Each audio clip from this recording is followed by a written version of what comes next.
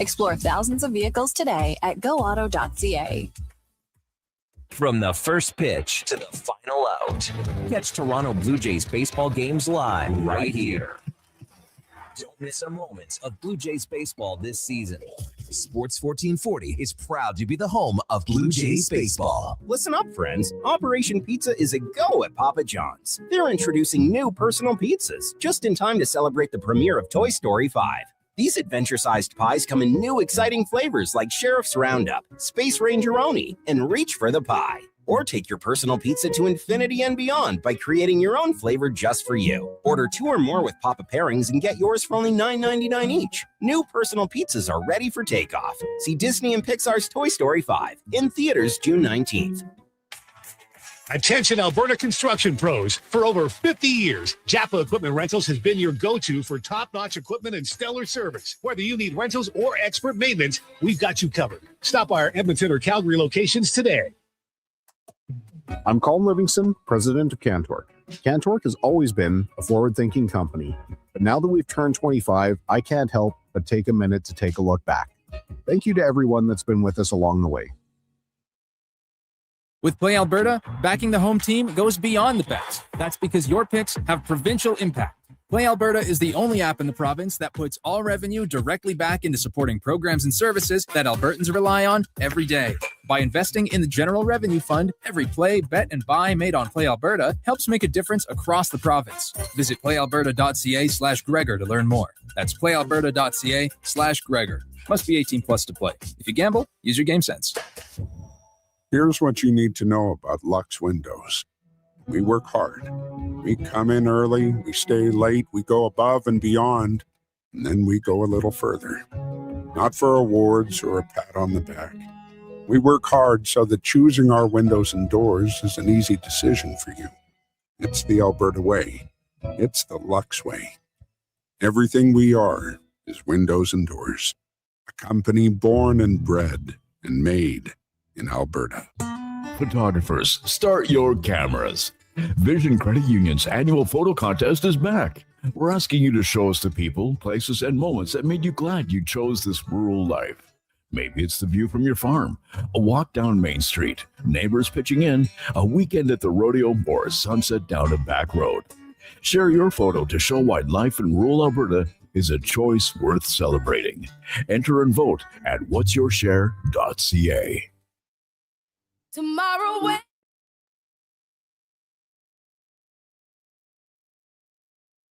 He's the only person to win an arm wrestling contest with the Philly Fanatic. The Lowdown with Lowetide, now on Sports 1440. Presented by Wolf GMC Buick. We're making it easy. WolfGMCBuick.com.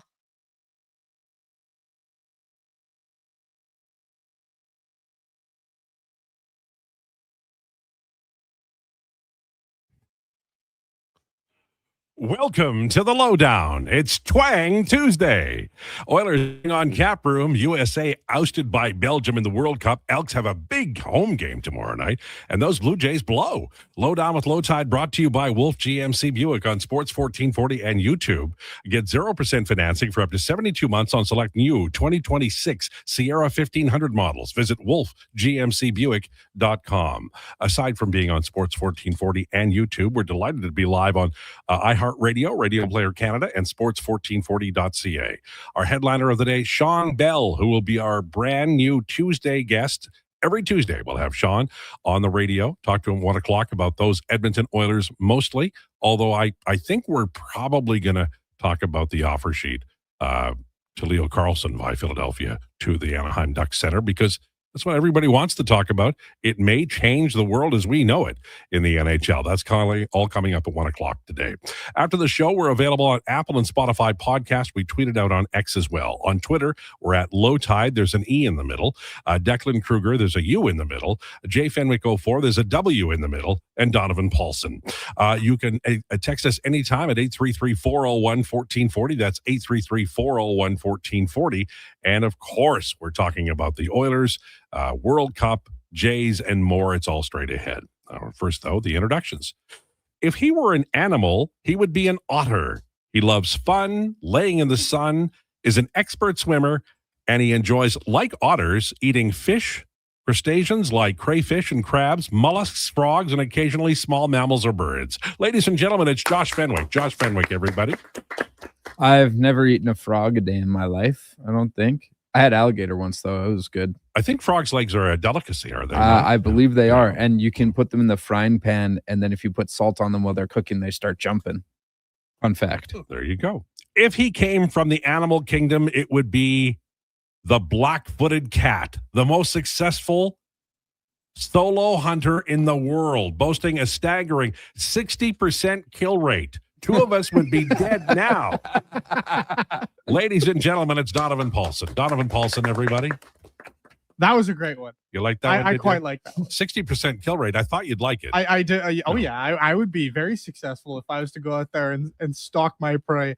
I'd be all over. Lowetide, you'd be the first one dead. I know. Blood everywhere. It'd be great. You drink everybody's milkshake. If he were an animal, he would be a bear, but a svelte bear, larger than life, enjoying walking on his hind feet, can run up and downhill very well, and the vast majority of what he eats is plant-based, like bears do. He consumes a high diversity menu of grasses, roots, berries, nuts, insects, fish, and small or large mammals. Ladies and gentlemen, it's Declan Krueger. Declan Krueger, everybody. I like it a lot. Yeah, I think you Up did and very well on downhill. all three of those. Up and downhill, and you eat a lot of, like greens. Yeah, absolutely like my green vegetables. Wait, now can I ask you this really quickly? I know this isn't the point of the show. Did you have two animals you were mulling between for each of us? No, Okay. actually, the only one I was concerned about was the bear, because I feel like people would think that it's a big burly bear, and you are not that. You would be a bear who could, run up and down hills and be very effective. I think you could take out the black-footed cat, but a 60% kill rate probably wouldn't go for you. It'd probably go for somebody else. All right. I have to start here, and I know that we're in Edmonton, which is Hockey 365, but the World Cup taking over. Two stories I want to just go around the room very quickly. Belgium over the USA. Quite frankly, I thought the Canadians and the Mexicans played better in their round of 16 games than the USA. It was all dressed up and really nothing there, and a huge disappointment. Belgium, clearly the class of the group. And then we're talking about Argentina. We're down by a lot, and now they're ahead by a little as the game goes along. I'll start with you, Declan. Thoughts on World Cup since we took leave of the show yesterday, the events that have occurred, USA, Belgium, and now Argentina. Well, let's just run through all three really, really quickly here. The Spain-Portugal game, I feel tough for Portugal because that is a really hard draw. Spain came in as one of the tournament favorites. You obviously meet them in the round of 16. That's a really tough draw. But it was the story of how they went out, and Ronaldo's media available after has kind of been the story of who Ronaldo has been, especially in his international career. It's a lot of I, me, not a lot of we. And once again, he's going to have no World Cup to show for it at the end of when it's all said and done. A lot of great players out there in the history. I think there's a pretty solidified top four in most people's eyes with him, Messi, Maradona, and Pele. He's the odd one out in terms of not having a World Cup. It was a tough break for him. It was a tough break draw-wise, but that's how it goes. The Belgium-USA game, best hate watch of all time. They rigged the system, the most corrupt organization in the world, one of the most corrupt countries in the world, and it didn't go their way, and they went out there and got shellacked by Belgium. And here's the other thing that I'm going to let you guys in on a little secret. Belgium sucks this year. Belgium's not very good, and they went out there and they dog-walked the U.S. Are you saying that the United States soccer team is more corrupt than FIFA? Well, no, FIFA would be the most corrupt, but the United States government, I would say probably. Oh, you're talking about that small little thing about the that red small card. little presidency and whatever that is. And then this Argentina-Egypt game, just really quickly, absolute scenes. It was 2-0 for Egypt in like the 80th minute. Argentina ends up winning it 3-2 at the end of full time. Just incredible stuff. And Messi with the absolute cracker of crackers to tie the game. The thing about it is that, like, my knowledge of soccer and certainly World Cup soccer isn't yours, but this had to be like a transcendental moment for Egypt until the 81st minute, right? Like, absolutely, you are looking at history and changing the course of it, and you're like, because it doesn't matter how old Messi is to win at the World Cup round of 16 would have been a story for the ages. And to get it pulled away from you, it's like losing Game 7 of the Stanley Cup final. It'd be worse if you just, be better if you lost in the first round, because then you don't have the pain of it. What about you, Josh? Did you watch any of the World Cup, and what are your thoughts? Yeah, I hate watched yesterday for a little bit. against the U.S. It was nice, but I was also doing other things, and I wasn't invested enough to really care. This game was insane. Declan literally said it looks like the world champions are going home, and then within 10 minutes, it was tied, and then all of a sudden Argentina was up right at the end of the show. I'm blown away right now. It's pretty wild stuff. Did you watch any, or were you busy being a black-footed cat or whatever that is I called? was busy being a black-footed cat. My Wi-Fi still remains. Oh my God. I forgot today. about that. Until today, allegedly. And you've never read a book, so what are you doing? I'm actually the Blu-ray player has seen a lot of use. I got you. Yeah. Yeah, it's been when is it coming back for you, you poor man? Allegedly today. Okay. So let's see. I don't know, honestly, if I could get through that. I might just move or go into a hotel. You know what the best part of this is, though? Is that I don't have to watch the Blue Jays. Oh my God, they're bad. They are just so bad. They scored a run yesterday. Yeah, but even Gosman is starting to buy into the stupidity of badness. You know, he didn't look great yesterday. No. Where Kaz Okamoto's doing everything he possibly can to try and keep this team alive. Yeah. And everybody else is just like, oh, look at the pretty butterfly. It's pretty bad. It's really, and the bullpen is just like on fire. I don't know, man. People were talking yesterday about the Marlins bullpen, but I'd rather have the Marlins bullpen than the Jays bullpen, man. They need a closer in Florida, or in Miami, but everything else is pretty solid. I'm not, like, I know the deadline will come, but how many arms are going to go out of the Jays bullpen via trade? Who wants those guys? You'd probably only see, actually, you'd probably see maybe one, No. but everybody's under contract for multiple seasons in the Jays bullpen for the most part. The guys who you're going to see out the door will be Kevin Gosman and Dalton Varsho, which will get you a haul. Yeah, it will. All right, 12:09, Lowdown with Lowetide on Sports 1440 and YouTube. Let's talk Oilers. They've got 22 of 23 roster spots filled and $6 million left. Colton Dach would be the 23rd individual, but that's like all the NHL contracts. So there's going to be cats who could come up. They've got 3 goaltenders. I think they've got 8 defensemen.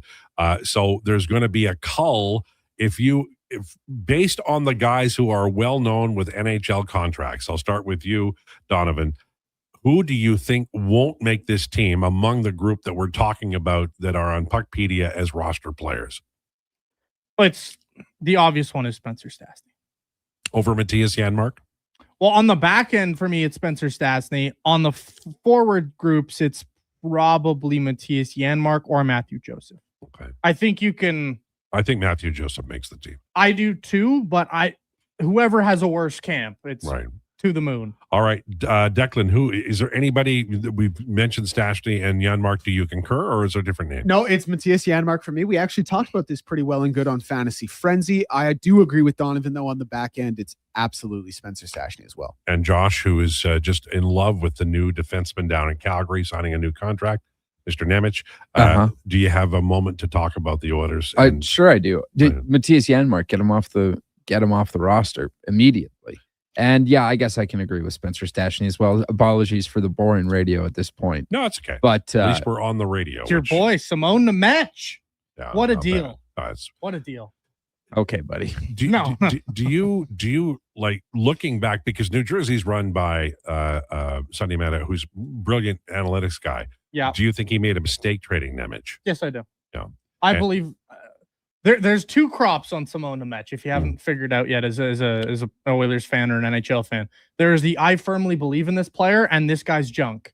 There's no in between. Right. The analytics community believes that this guy's junk. Everybody with eyes who watched him looks at the player and goes, okay, this has the potential to be a really, really strong number 2 defenseman, kind of a 200-foot player. But you watch his offensive game, he had 11 goals last year. He's more than capable of being the offensive rover. Right. Like, there's a lot of things that he just needs opportunity.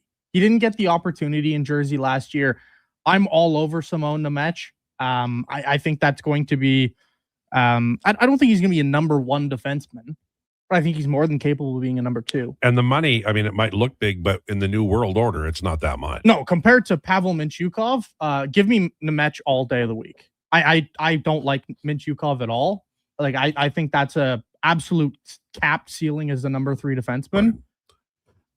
Some sports radio stations across Western Canada, in Vancouver and Calgary.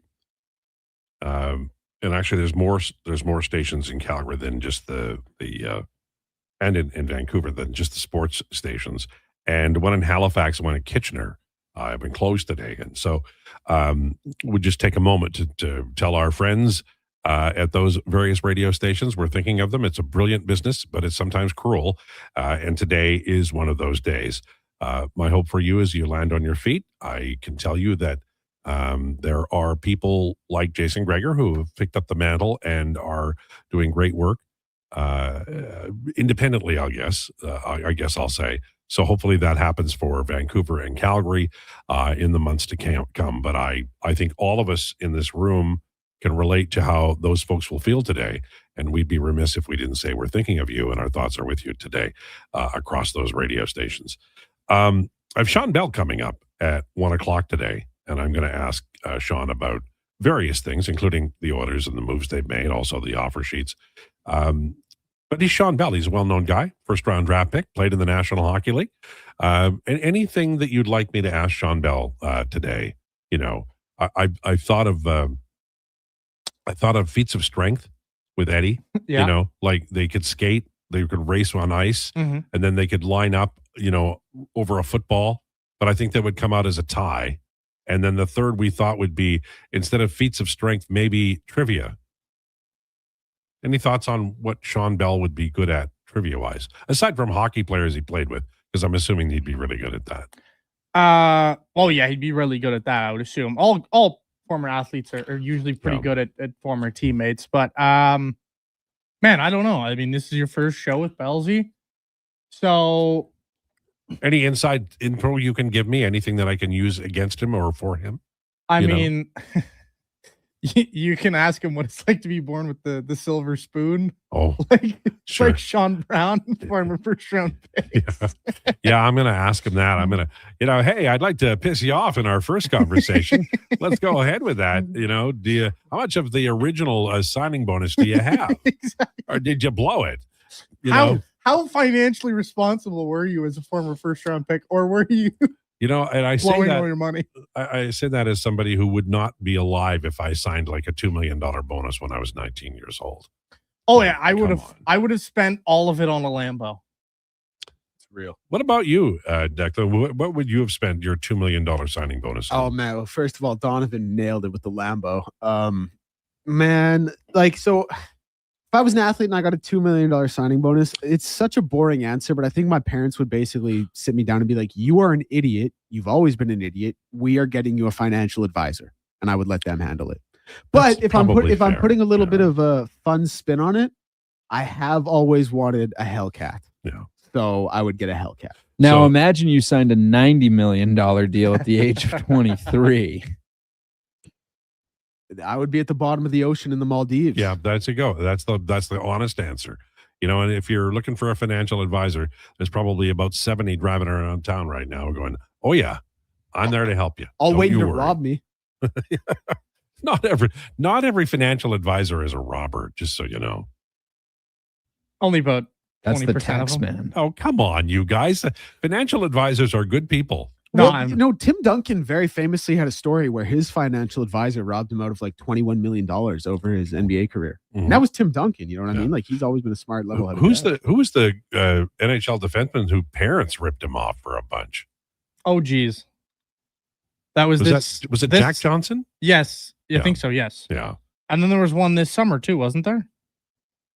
There might have been. I can't remember. Was it an NHL player? Who was it? It's just been such a weird summer, man. Anyway, who cares? You're the black-footed cat. You've got a 60% kill rate. Any financial advisor who goes against you is going to end up in the back of the alley in a tin can. Exactly. Yeah. Exactly. Okay, so we have Sean Bell. Declinations is coming up at 1:40 today. What are we talking about, Mr. Willis? Yeah, we're going to be doing our heat check ice bath.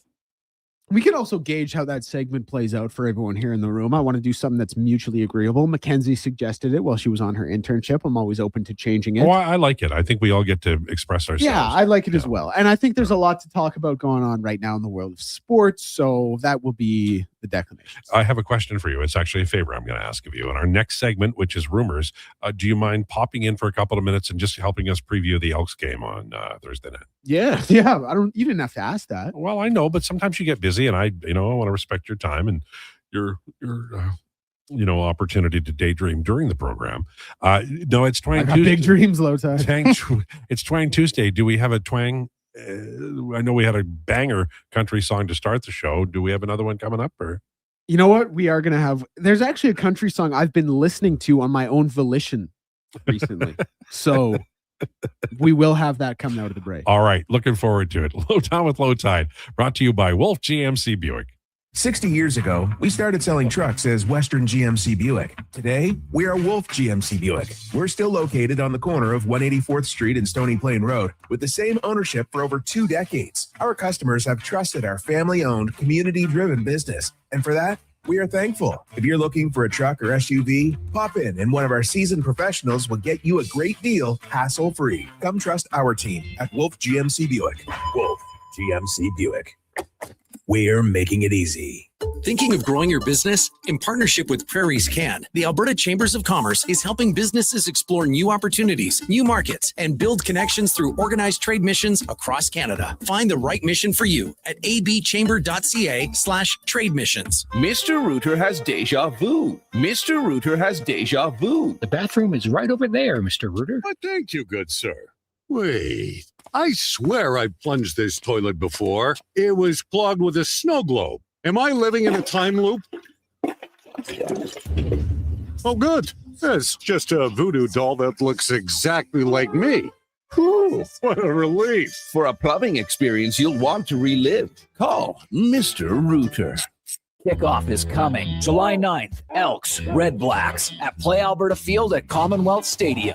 It's Salute to Service, presented by YEG Plus. Help us celebrate the heroes and first responders who make our communities great. Get your tickets at goelks.com/tickets. Canada's men's rugby team at Clark Stadium, July 11th. Don't miss an international doubleheader as Canada takes on Portugal and Tonga battles Spain. Build the home field advantage for Team Canada. Tickets at Ticketmaster.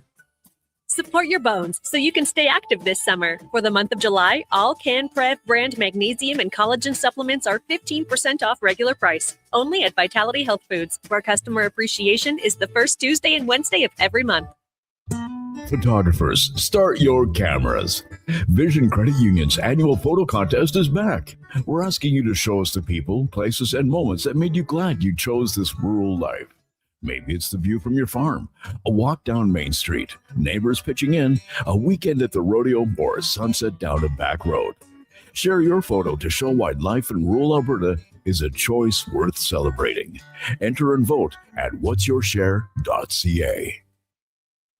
It might have been scraped by the snowblower, dented while door crashing, or crunched at the company Christmas party. At some point over the winter, your car was damaged and it's been hiding under a coat of winter grime. Then come and see Robertson Body Works. We can take care of the damage and the dirt. This week only, call and book a repair and get a complete auto detailing absolutely free. But you have to book your appointment before the week is up. Go to robertsonbodyworks.com. I'm Tim Robertson and I fix cars.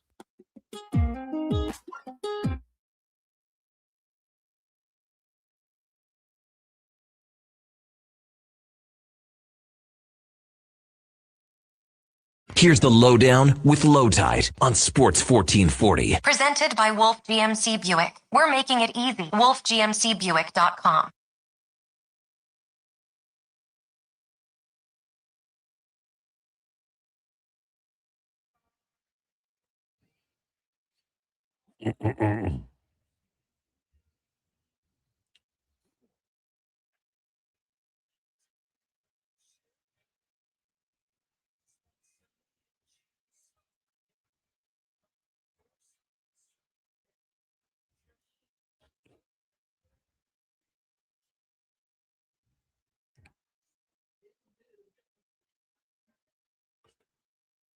It's the Lowdown for Wolf GMC Buick on Sports 1440. Check them out, wolfgmcbuick.com. Another beautiful day. It's hot. I mean, hot today. Not a cloud to hide behind. Somebody said to me, a full day of hot sun means the mosquito population is reduced by like 40%. And that happened the other day.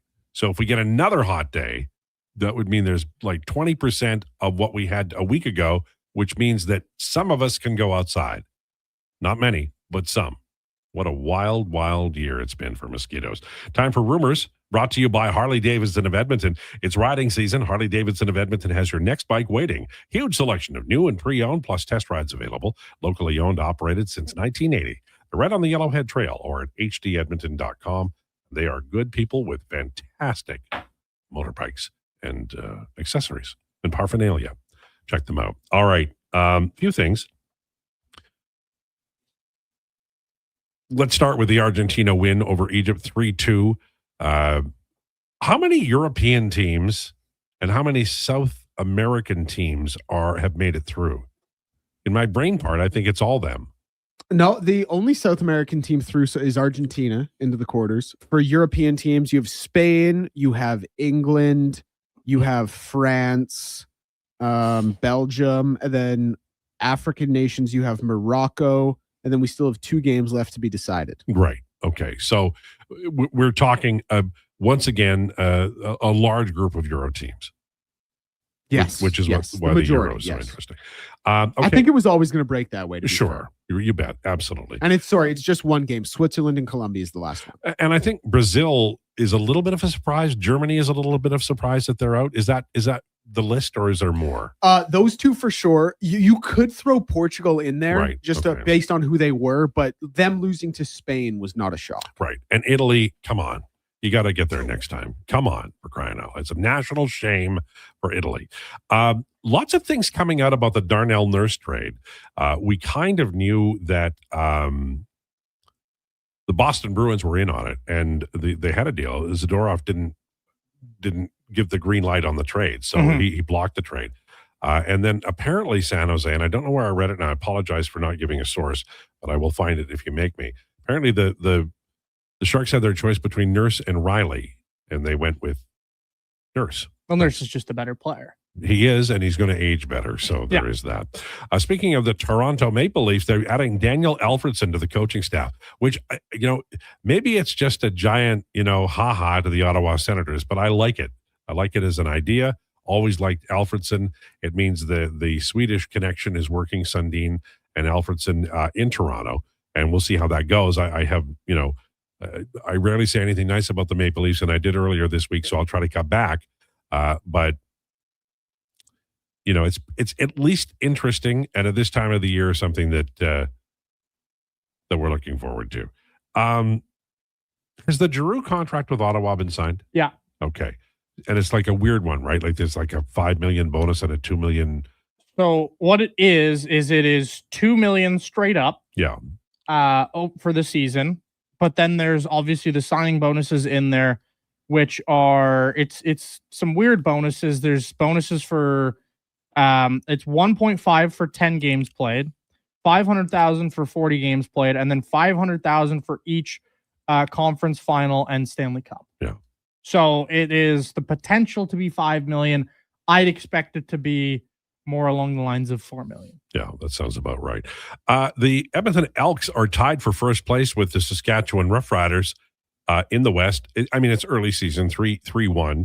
But our friend Declan, who's our most learned CFL observer, said yesterday that he feels you can make a case that the Elks are a better team than the Roughriders. They play Thursday night against Ottawa. Can we write down 4-1, or is there any doubt about the game on Thursday? Well, I don't think you can ever write it down. It's still pro ball. Ottawa's obviously going to be very hungry. Ryan Dinwiddie's a very good coach. They're going to be playing for a lot here. But they're a very, very beatable team. Like, obviously, BC was 0-3 going into that game, but BC still had a lot of ways to win. Ottawa is very flat in a lot of what they do. Their roster isn't as good. Their talent isn't as good. Their quarterback isn't as good. It should be 4-1 come Friday morning, but you simply cannot pencil it in the CFL. Yeah. Yeah, that's and I do think Edmonton is better than Saskatchewan. Like genuinely, I think Saskatchewan's. I don't think they're as good as their record indicates. The NBA does some weird stuff, and sometimes we know about a deal, and it's happened, and everybody can talk about it freely, but it doesn't become official until a certain time later. My understanding is that's starting to kind of wander in now, where these deals that we know about are official. And I'm just wondering, it might be an opportunity to kind of look at what the biggest deals for you were in the offseason. Now, we know LeBron's not a Laker anymore, and we know the Miami Heat acquired a marginal talent. So we can talk about those things. The Heat acquired somebody? Yeah, I don't know. Strange name. Tim Hardaway Jr., right. Who will now be allowed to wear his father's Tim Hardaway jersey, number 10. Hilarious discourse that was. How do you say no to your son that way? I don't know. But by saying that that's my legacy, dude, your kid's your legacy, right? Like, well, apparently he was talking about the important legacy. I evidently, Wow. which is a retired jersey with them in the rafters of the Miami Heat building, right next to Brutal. Michael Jordan. It's not like it's getting unretired. You're just giving permission to one person to do it, and that guy happens to be your son. That's a bad, like, I don't know if it's none of my business whether he's still married to the lady who gave birth to their child, but if that is the case, I guarantee she has put the boots to him verbally about that. He got a lot of bullying on Twitter done as well.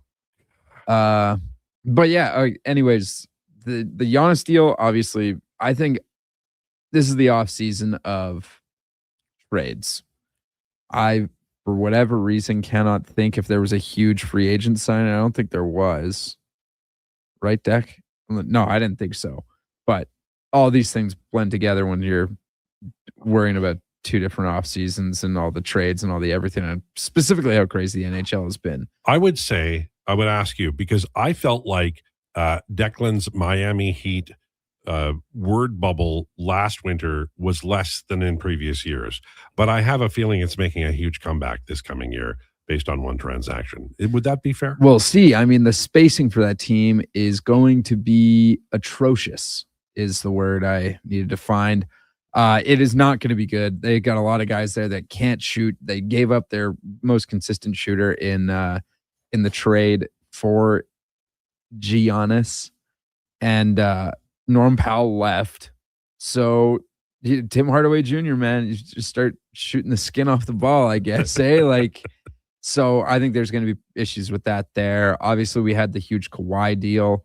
Kyle Lowry retired today as a Raptor, signed a one-day deal. Great video, by the way. Is he best Raptor in history? He's the GOAT, greatest Raptor of all time.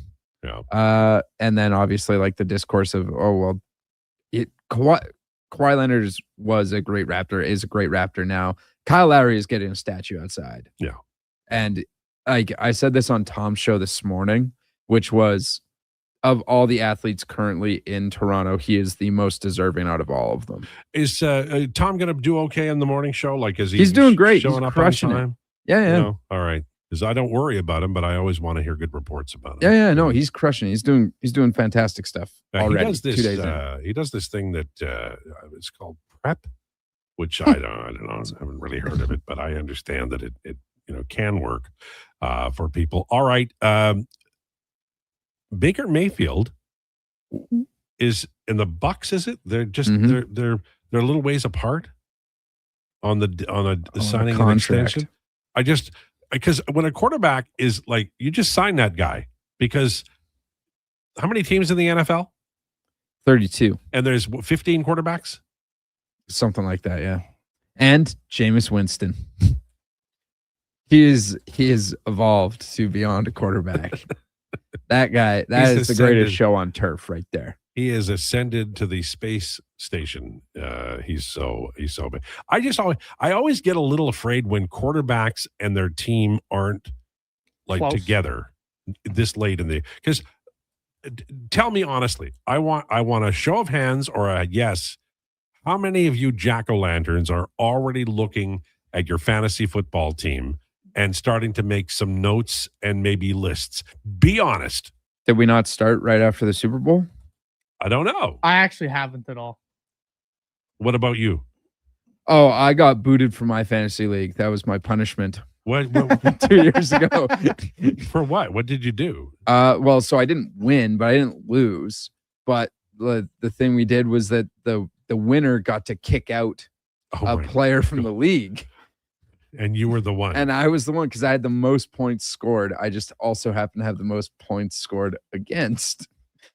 So they punted you from the league? Yeah, because so it you was were a 1 year competitive? removal sort of thing. It's like you got to That's choose a someone to kick out. jackass move. It was my idea, which is so it's the most good part because that's what Bill Simmons does in his fantasy draft with everybody. And so I think that's like I was like, well, then, we're not embarrassing anybody or anything. And you don't have to worry about coming in last. You should care more about coming in first. And so if you win, then you get to choose something. And so, yeah, we were like, okay, well, how about the winner gets to choose anyone to kick out? It doesn't have to be the loser or anything. So I got booted. I got punted. I love that it was your idea. That's the crummiest part is that it was my idea. That made you the target. You know that, right? The easiest No, thing I to think do. I think the target I had on my back was that I drafted MVP Josh Allen, who had multiple 50-point fantasy performances that year. I don't know. Actually, I can't say I haven't looked at it at all. Right. The one thing I did do is, I think a couple weeks after the Super Bowl, I think I did make a couple of trades. In Dynasty, just because I was like, one guy I got this notification that a bunch of guys got put up on the trade block, and then I was like, okay, you know what? Let's just get out in front of this. Let's try and scam some people, and I did end up scamming some people. Bless you. Is Declan able to tell me how he's doing in his NFL? Have you looked at your NFL team? So I really haven't. I obviously love fantasy. I play fantasy a lot. But the summer for me, I spend a lot of time, focusing on the CFL. Love the CFL. And then really when everyone kind of jumps into fantasy football prep, I'm getting into college football prep. Right. So it does come a little bit later for me. Okay. So, I know I talk about the Pittsburgh Pirates a lot, but they're like, the fans deserve better and the players deserve better and the owner can go to HE double hockey sticks, but they get bad luck. And Connor Griffin, who's a brilliant rookie, he's going to be the best rookie 5 years from now. He'll be the guy everybody talks about from the rookie crop this year. And it's a good crop, but he's been diagnosed with a torn tendon in his left hand. This will be the second time that he's been out, and he's money. Like, he's a great player already. He's awesome. Yeah. And I like the Pittsburgh Pirates are born under a bad sign, man. They're good. I watched them quite a bit this year, more than I have in the past. And they've got some bats and more than just Paul Skeens on the mound. But that's a tough blow. It is a tough blow. I mean, Connor Griffin has, to me, anytime you are just barely 20 years of age and you started out your MLB career as a late 19-year-old, and you're a league average player with 20 stolen bases and you're hitting 276 and you're contributing all over the baseball diamond, like that's the sign of a really talented player who's going to be a future franchise face. And he extends in Pittsburgh right before his first MLB game. He gets $140 million. Like, this is going to be a really talented player. Really tough blow for the Pittsburgh Pirates. Yeah. The problem in Pittsburgh is very similarly to what you've seen over the last number of seasons, where you have some really talented youngsters, but then you don't have a lot of talented olders. Right. The prime guys. The prime guys don't exist. So you have Brian Reynolds, who's a good player still, and you have him locked in.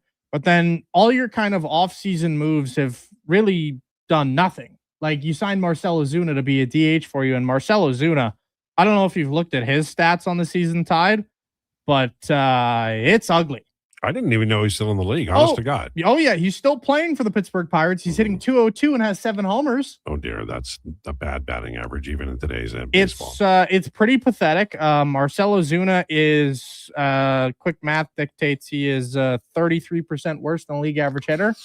And that's going out for DH pretty much every game, right? So they're the Pirates. They don't spend enough money to really get their team over the hump. And I know a lot of people gave them props for their offseason where they actually did finally spend some money, but they didn't spend smart money. They went out and signed the corpse of Marcell Ozuna.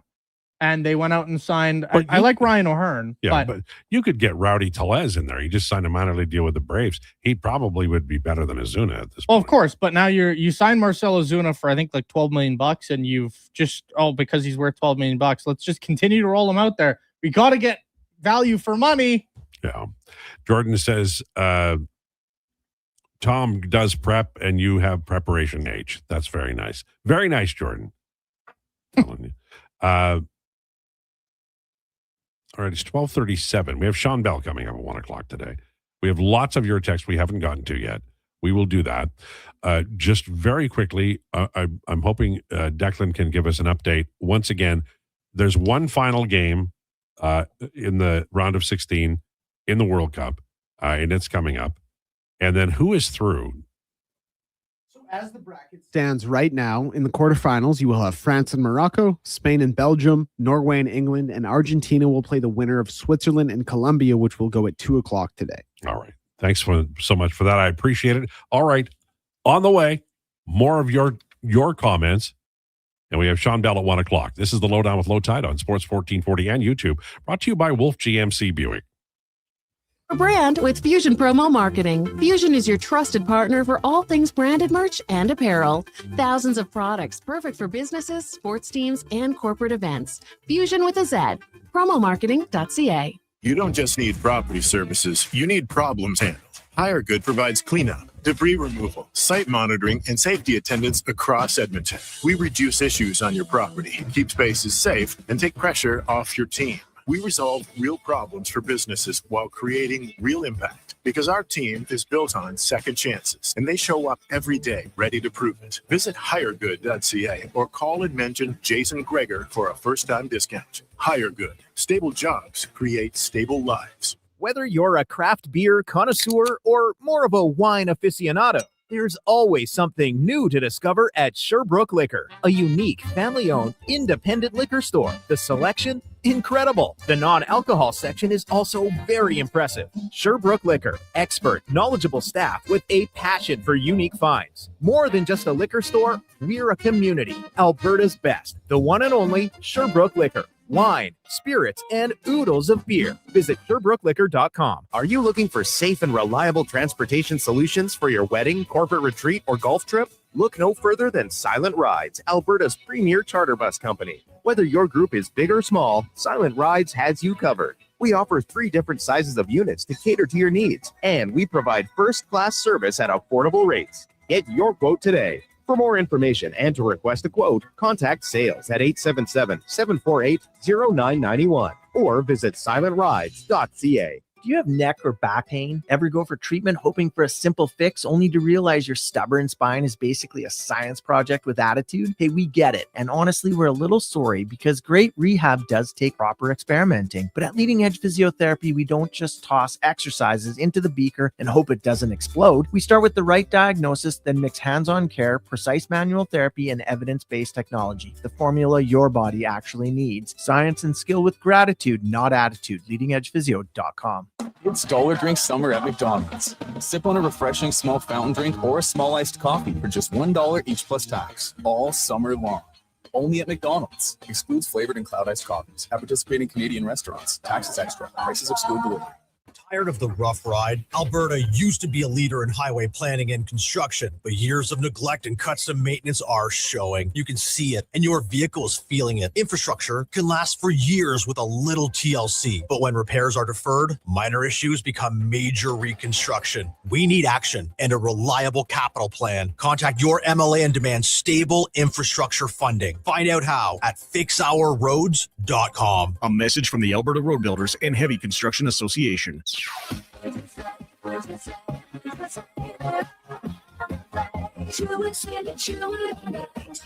It's finally time to escape your four walls and see where your four wheels can take you. Sherwood Honda helps you head out on the road the way you want to, with the right vehicle, including freedom-seeking SUVs that give you the versatility to drive where, when, and how you want to. It sure would do some good to get out and stretch your horizons, and sure would be easier with Sherwood Honda.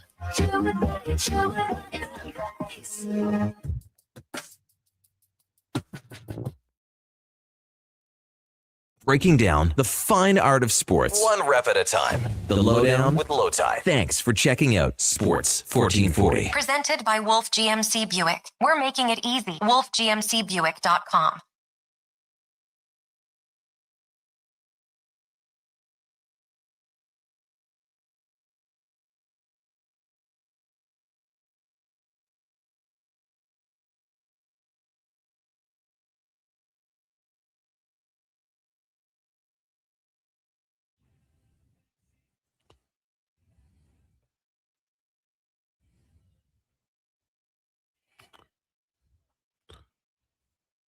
It's 12:42. This is the Lowdown on Sports 1440, Twang Tuesday. Declan, a brand new CD, brand new 8-track of the country, and it sounds so good. We're brought to you by Wolf GMC Buick.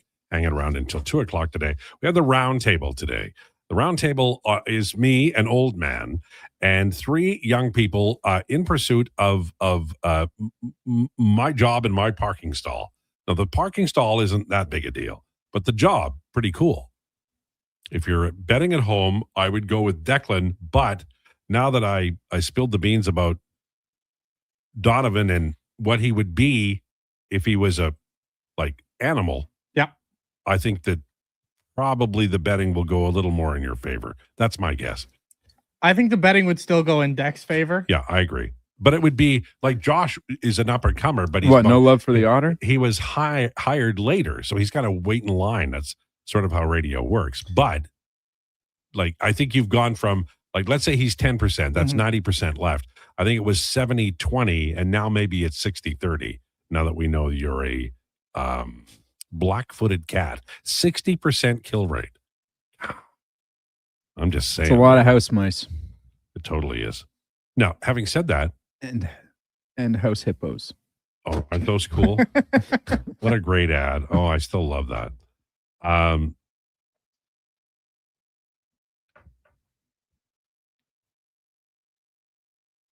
just reading about the TV show Dallas, and I'm like, I don't remember it. So if I don't remember it, chances are nobody else will here. I didn't know there was a TV show called Dallas. See, what? And conversely, it's a show I've always wanted to watch. I want to know who shot JR, right? Well, it was what's her doodle?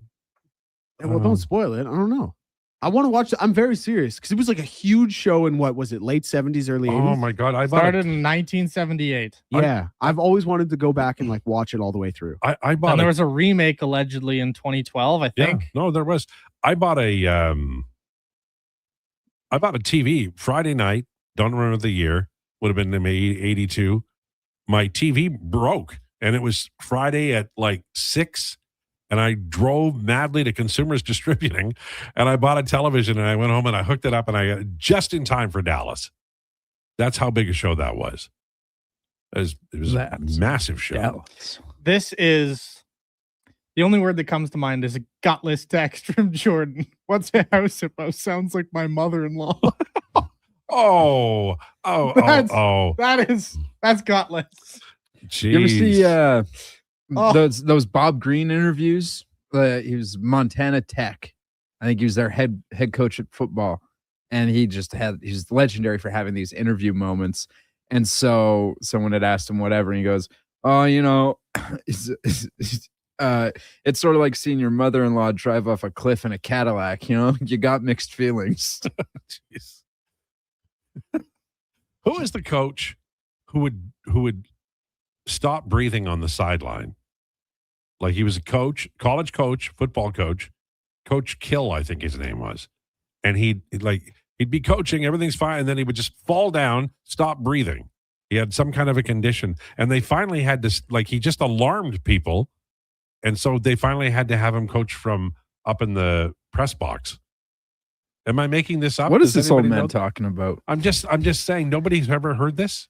This is old man speaks Okay, about Josh, random things. Do me a favor. Look up Coach Kill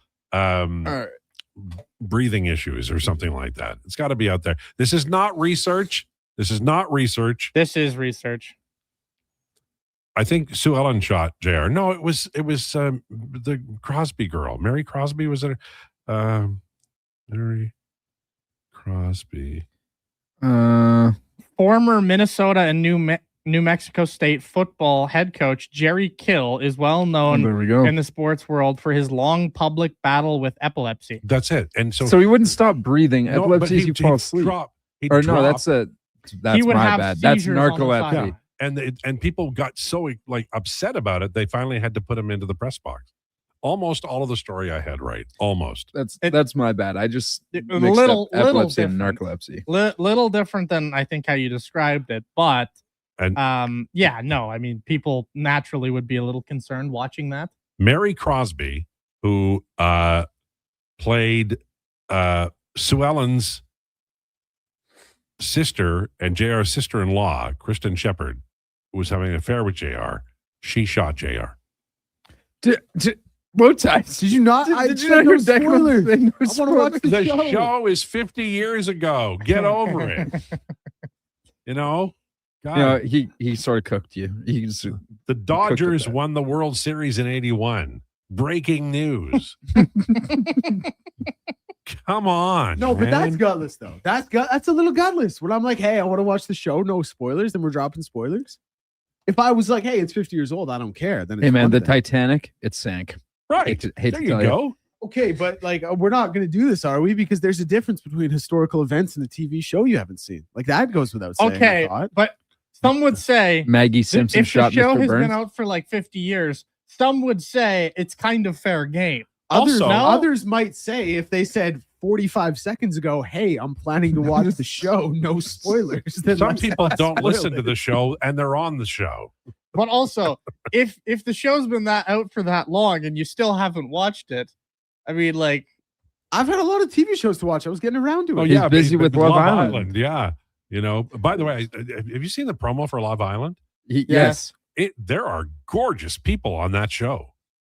What? I don't think Declan could make it on. breaking news, Declan watches the show because there's attractive people on it and he wishes that he was those people. I just, when you guys talk about stuff, I think you're just making it up. But in that particular case, it is like the Nothing good looking but the truth, man. It's the good looking finals. It really is. This is from Honest Ed, as we see more sports radio stations getting shuttered today. Shout out to you guys for keeping up the great work at Sports 1440. Well, we're proud to do it. And it's really a combination of broadcasters and entrepreneurs. And that's basically it. My read on it is that the radio industry is expensive. There's all kinds of reasons why. I don't have to get into it.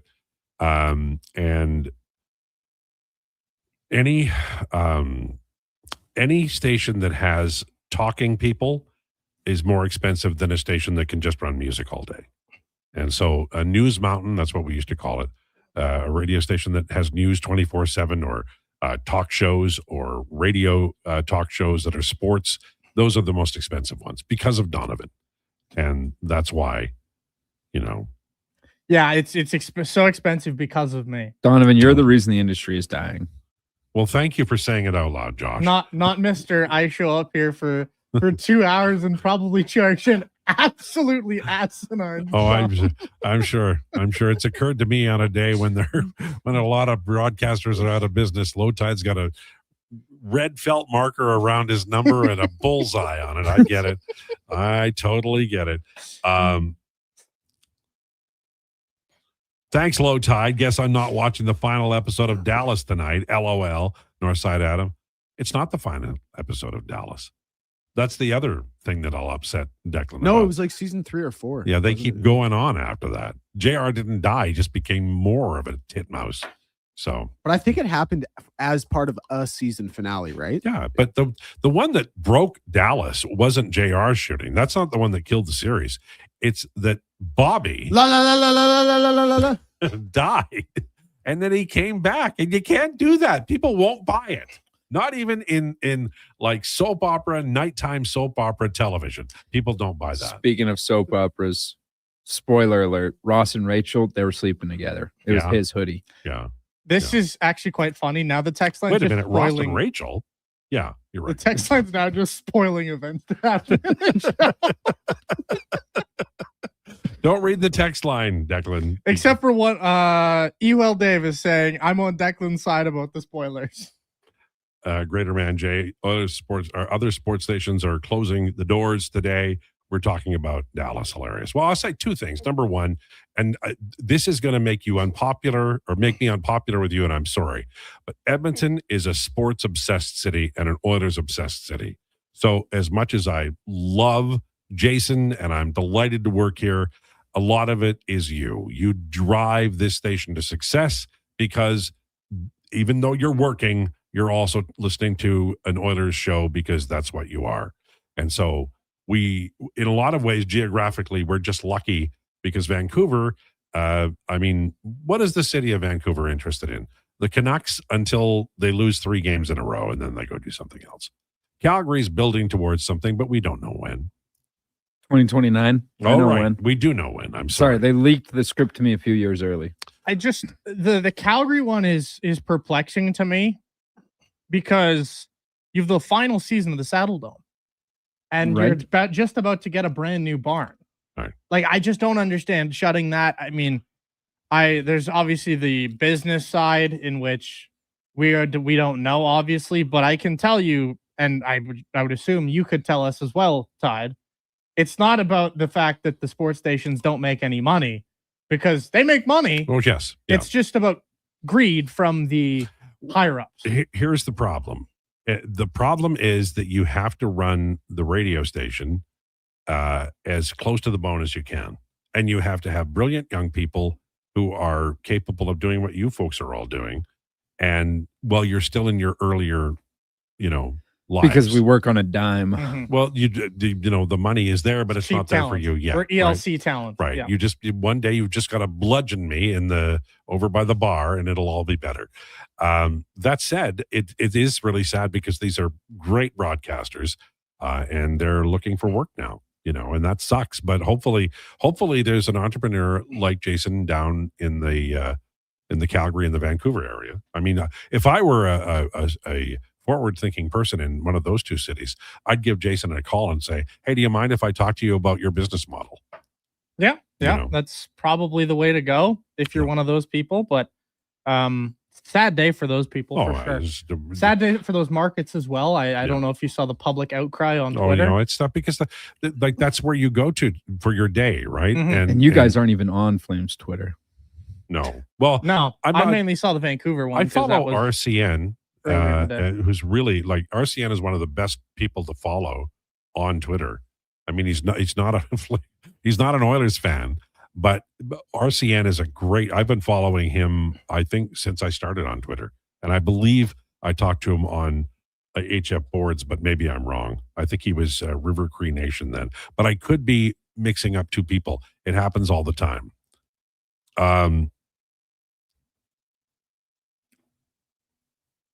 The barn burner guys need to get a hockey team they can actually talk about from Saki Corps. Flames are more interesting than they were. I will say that. I don't think they're as interesting as the Oilers, who are really the ultimate soap opera. They're the ultimate Dallas, I guess, in hockey. But all right, we're an hour away or so from the final game of the round of 16 of the World Cup. Switzerland versus Colombia. Is that correct? And that'll be the last one. And then we can move on. As it turns out, I remember reading a lot of folks in America saying, don't worry, Canada. Don't worry, Mexico. We'll carry the CONCACAF banner for you. And that lasted like a snowflake in a hot place. So there's more to do. And certainly the United States is the more talented team, but they ended up not getting any farther than Mexico or Canada. On the way in hour number 2, Sean Bell will join us. He'll be a Tuesday guest starting today and going forward. We'll talk about the Edmonton Oilers. We'll talk about the offer sheet and so much more. It's all straight ahead. And we have declinations as well coming up at 1:40 today. This is the Lowdown with Lowetide on Sports 1440 and YouTube, brought to you by Wolf GMC Buick. It's time for an update with Declan Krueger.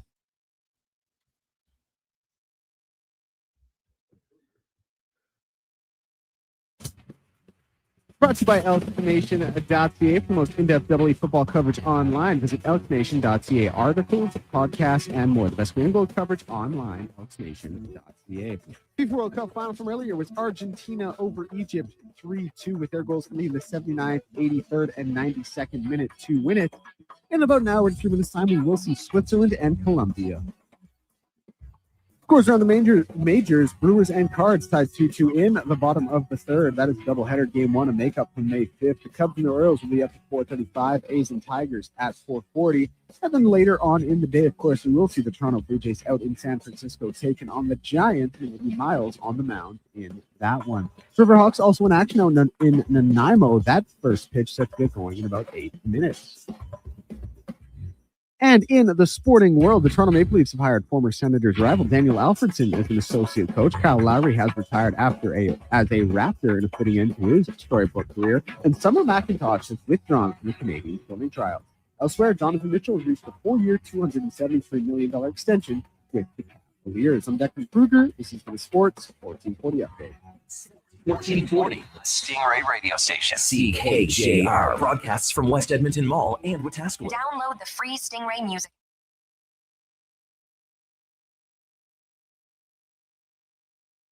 Made by Lachine the first time. Lautaro sent it across. It's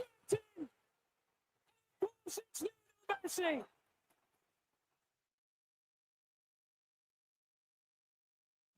Cometh the hour, cometh the man yet again.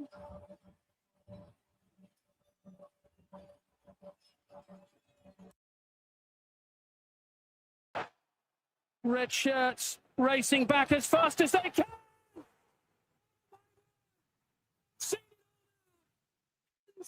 Fernandez for Argentina. Belgium in Atlanta. In added time.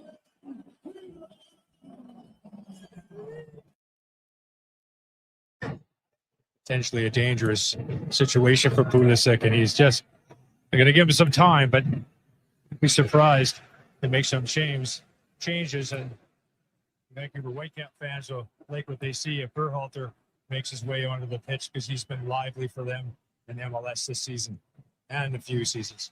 Oh, Matt Freese could be in trouble here. The US could be in trouble here. It's a shocker of a goal from the co-host's point of view. The situation looked under control. And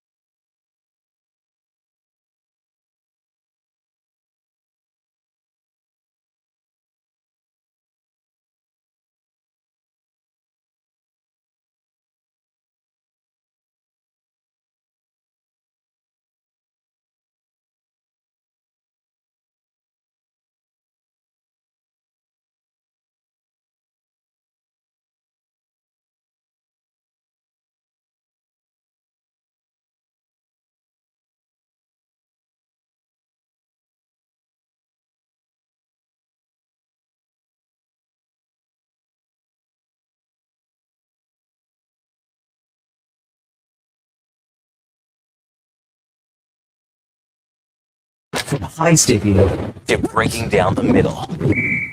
Here's the Lowdown with Lowetide on Sports 1440. Presented by Wolf GMC Buick. We're making it easy. WolfGMCBuick.com.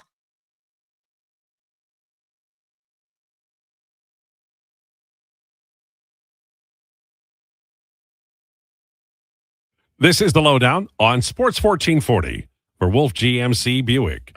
Trade in an eligible pickup and receive a $1,000 truck trade-in bonus on select Sierra models. Visit wolfgmcbuick.com. Just a little bit after 1 o'clock today. You're using the ROM tape on the headphones, and that's why it's not sticking properly. You need to use actual, like the black tape or something like that. Yeah. Take it to the engineer. They'll give it to you. Yeah, I probably should take it to the engineer, but, Scotch tape doesn't work on it. I love Scotch tape too. Big fan. It's holding it well enough. It's not perfect. Really. It bothers you. This is the 5th time, and it's going to stick to your hair. No, it'll be okay. All right. Okay, but it's going to be an issue. It's time for our headliner of the day, Sean Bell, who will be a guest every Tuesday at 1 o'clock on Sports 1440 starting today. Brought to you by Faber. Debt holding you back? Let Faber's licensed insolvency trustees your debt. Book your free consultation at faber.ca or call 1-877-944-1177. Joined now by Sean Bell, first time on the Lowdown. Thanks for joining us. Appreciate it. Well, thanks for having me. This is going to be great. I'm looking forward to it myself. I have a question for you, and it's I remember when you were drafted. It was 2003. End of the first round by the St. Louis Blues. And I still remember your scouting report was the best skater among defensemen in the league. And then I saw you play, and I'm like, holy mackerel, this guy, he is a great skater. So my question for you is, and I know you're a little older now, but if you were 20 now, the way the league is played and the way retrieving the puck and getting it to a safe place quickly is so vitally important. In all seriousness, joking aside, I know that your career had some injuries to it, but if it was 20 years later, it would have been, can you agree it would have been far better tailored to your game than maybe 2003?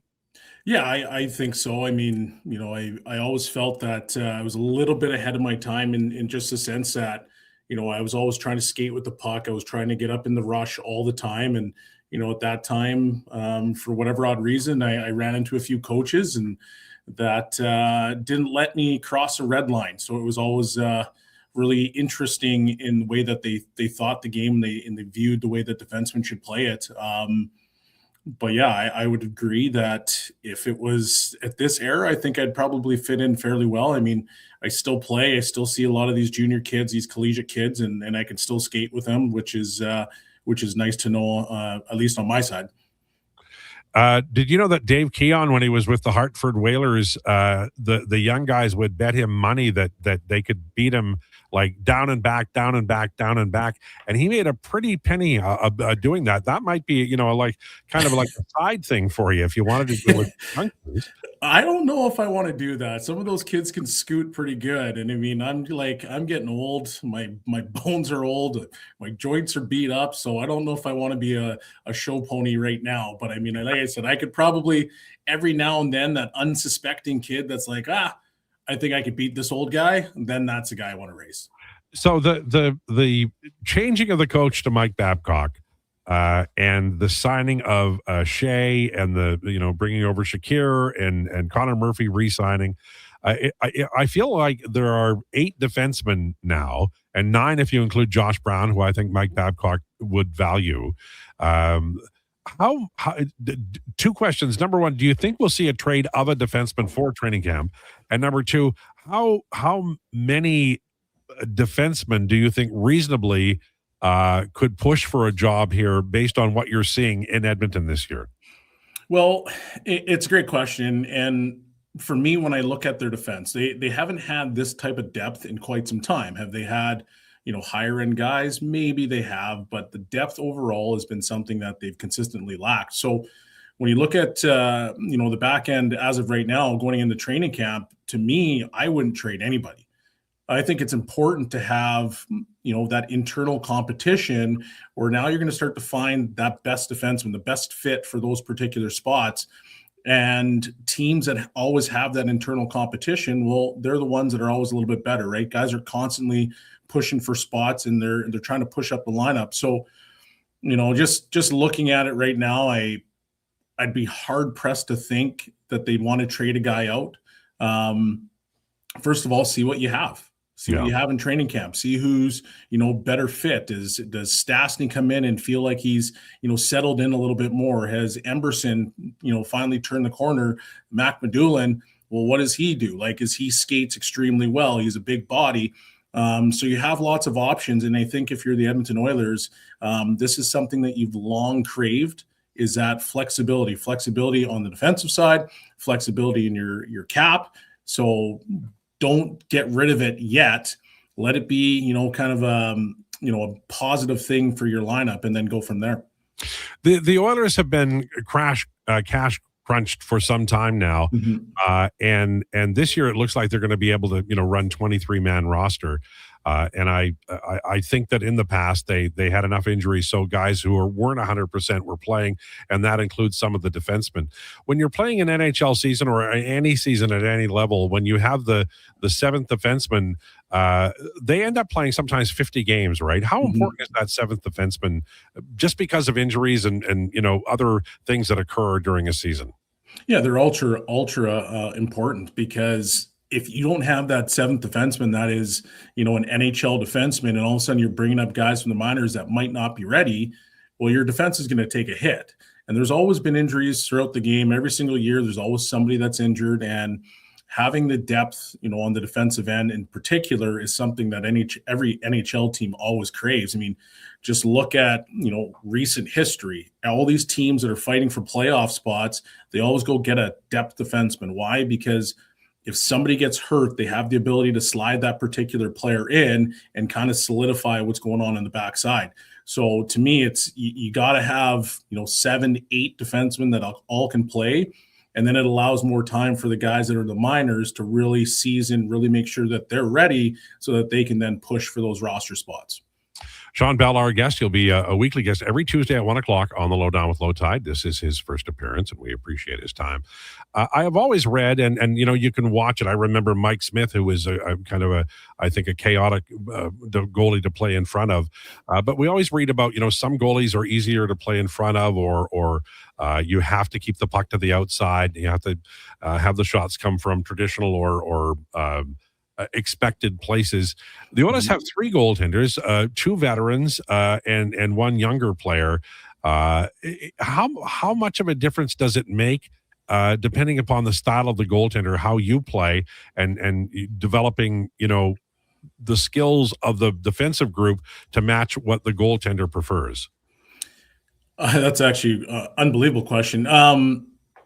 It is different because if you have a goaltender that's, let's say Frederick Anderson, he's a little bit more calm, cool, collected in the net, and he's not sliding, post to post, and he's not frantic. Is he athletic? Yes, he's athletic, but his movements are way more compact. So when that rebound comes off of him, there's a high likelihood it's going to be sitting right around his feet, where he's now able to, collect that puck, freeze it, do his thing.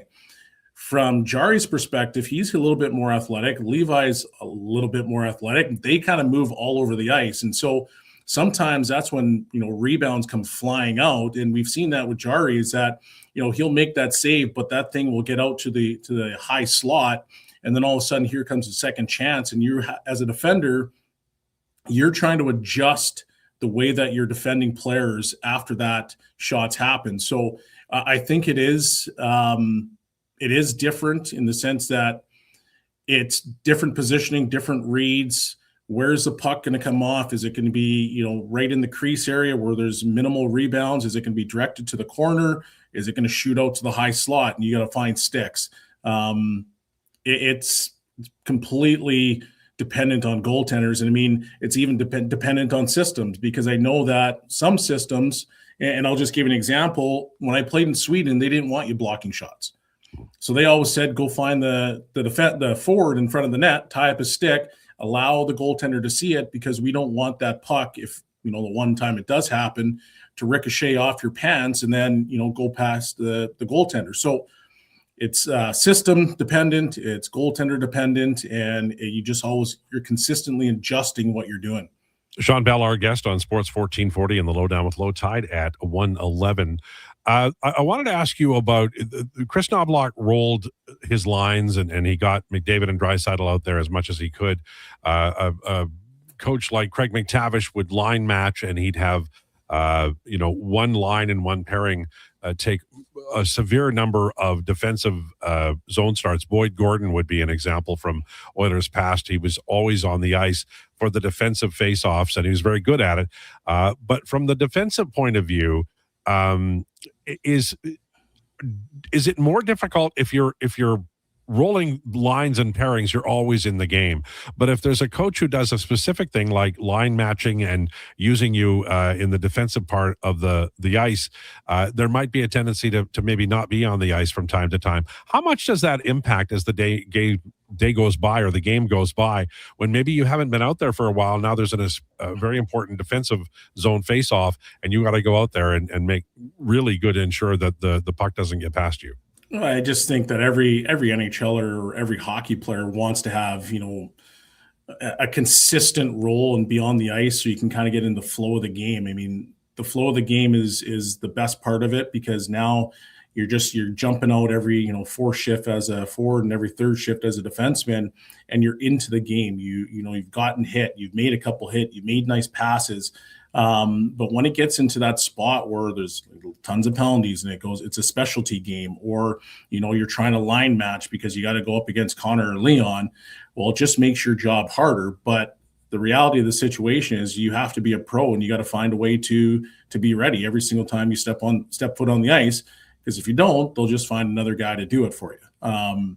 But it definitely makes it harder when you don't know, okay, well, every third shift I'm going to go out there. It might be, every 6 now, but just having the ability to stay sharp and be ready. So as soon as your number gets called, you got to get out there and you got to perform. One final question about this, and then I'm going to ask you about what you're doing aside from joining us every Tuesday. But the offer sheet that just happened involving the Anaheim Ducks and the Philadelphia Flyers, Leo Carlson picking up a major raise no matter how this works out.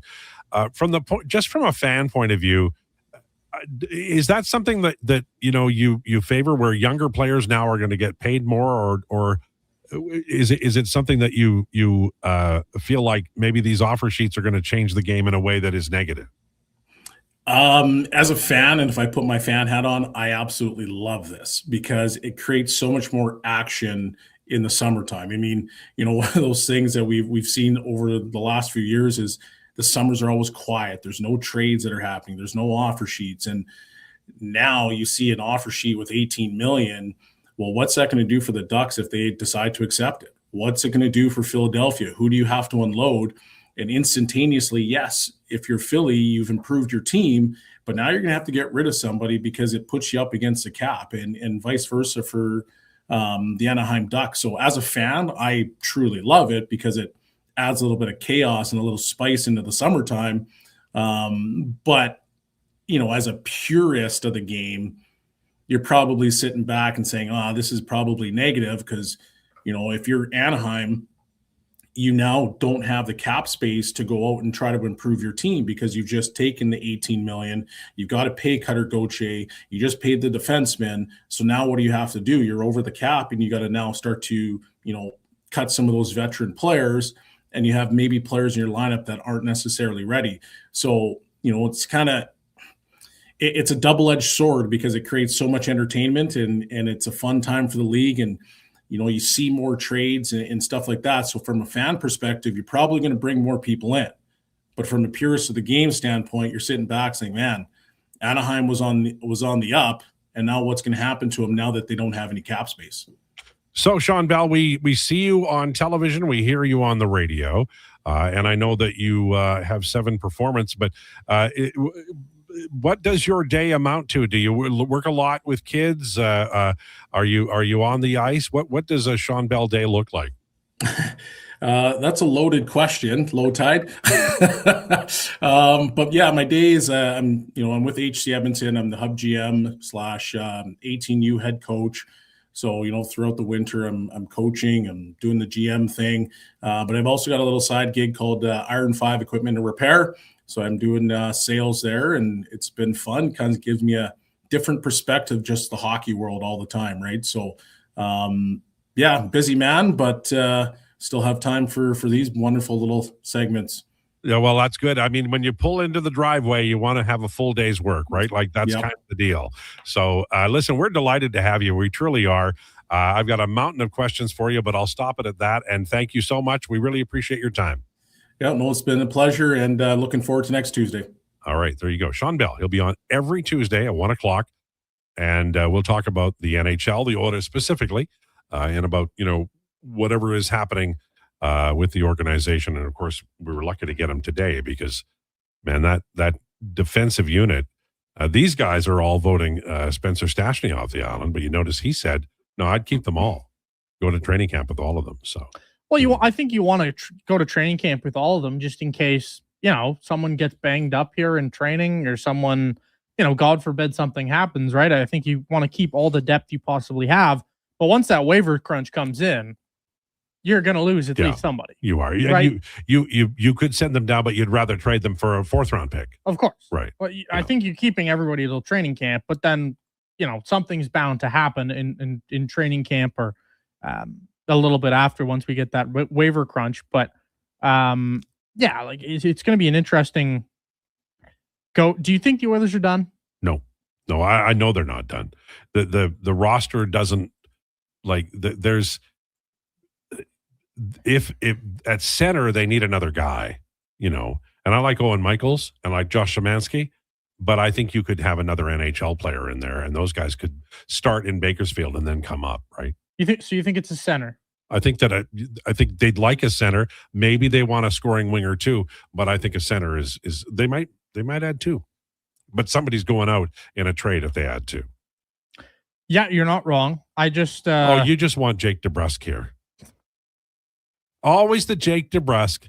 Yeah, you know me. I love me some Jake DeBrusk. I mean, I like the player. I just it's too much. It's too much. If Vancouver ate half of it, would I consider it? Yeah, but I don't want really any part of that deal. I would much rather just have Vladimir Tarasenko come in for 1 year and like $3 million. And there's been talk of that. I don't know if it's just rumors or people. I mean, Elliott's throwing it out there, right? No, for a reason. Wise Guy says, I saw Sean Bell play here in Kelowna against the Rockets, fastest skater I've ever seen. He was at his offensive blue line when opposing player was on the red line, opposite side of the rink, going on a breakaway. Sean ran him down at the blue line. Incredible. Well, the reason I remember is I read it and then I saw him and I was like, sometimes scouting reports get away from themselves where it's like, fastest guy ever. Well, okay. But he was lightning speed and he really, really could fly. All right. Coming up later, we have the declinations. And is there anywhere for heat check and ice bath we can't go? Everything is on the table. Okay. All right. What did you guys have for lunch? It smells really good. They had Chipotle. Very, very good. Well done by you. Good choices. All right, your comments on the way next. This is the Lowdown with Lowetide on Sports 1440 and YouTube. Brought to you by Wolf GMC Buick. 60 years ago, we started selling trucks as Western GMC Buick. Today, we are Wolf GMC Buick. We're still located on the corner of 184th Street and Stony Plain Road with the same ownership for over 2 decades. Our customers have trusted our family-owned, community-driven business. And for that, we are thankful. If you're looking for a truck or SUV, pop in and one of our seasoned professionals will get you a great deal, hassle-free. Come trust our team at Wolf GMC Buick. Wolf GMC Buick. We're making it easy. With Play Alberta, backing the home team goes beyond the bets. That's because your picks have provincial impact. Play Alberta is the only app in the province that puts all revenue directly back into supporting programs and services that Albertans rely on every day. By investing in the General Revenue Fund, every play, bet, and buy made on Play Alberta helps make a difference across the province. Visit playalberta.ca/Gregor to learn more. That's playalberta.ca/Gregor. Must be 18 plus to play. If you gamble, use your game sense. It's cone season at McDonald's, which means vanilla cones are $1 each plus tax in the McDonald's app all summer long. Soft, creamy, and crunchy. for just $1 each plus tax exclusively in the McDonald's app. App download and registration required at participating McDonald's in Canada. Early mornings just got louder. For the hottest takes and the sports stories that actually matter to Edmonton, you need Tom Gazzola. Weekday mornings from 7 to 11 on Edmonton's sports leader, Sports 1440 at 833-401-1440. Grove Rotary Rib Fest returns July 10th to 12th in Central Park, Spruce Grove. Become a VIP to earn reserved seating, dedicated bar service, on-site parking, and more. Brought to you by Mr. Lube Plus Tires in Spruce Grove. Visit groverotary.ca. Lux Windows was founded in 1969 with 5 people and a dream. 55 years later, our team of experts cares a whole lot about building and installing the best possible windows and doors. Because Lux is not just an Alberta-made product. We're one big Alberta-made family. Everything we are is windows and doors. A company born and bred and made in Alberta.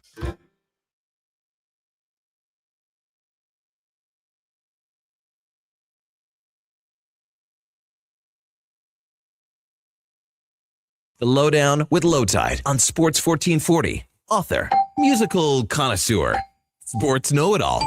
Yes, a man for all seasons. Presented by Wolf GMC Buick. We're making it easy. WolfGMCBuick.com.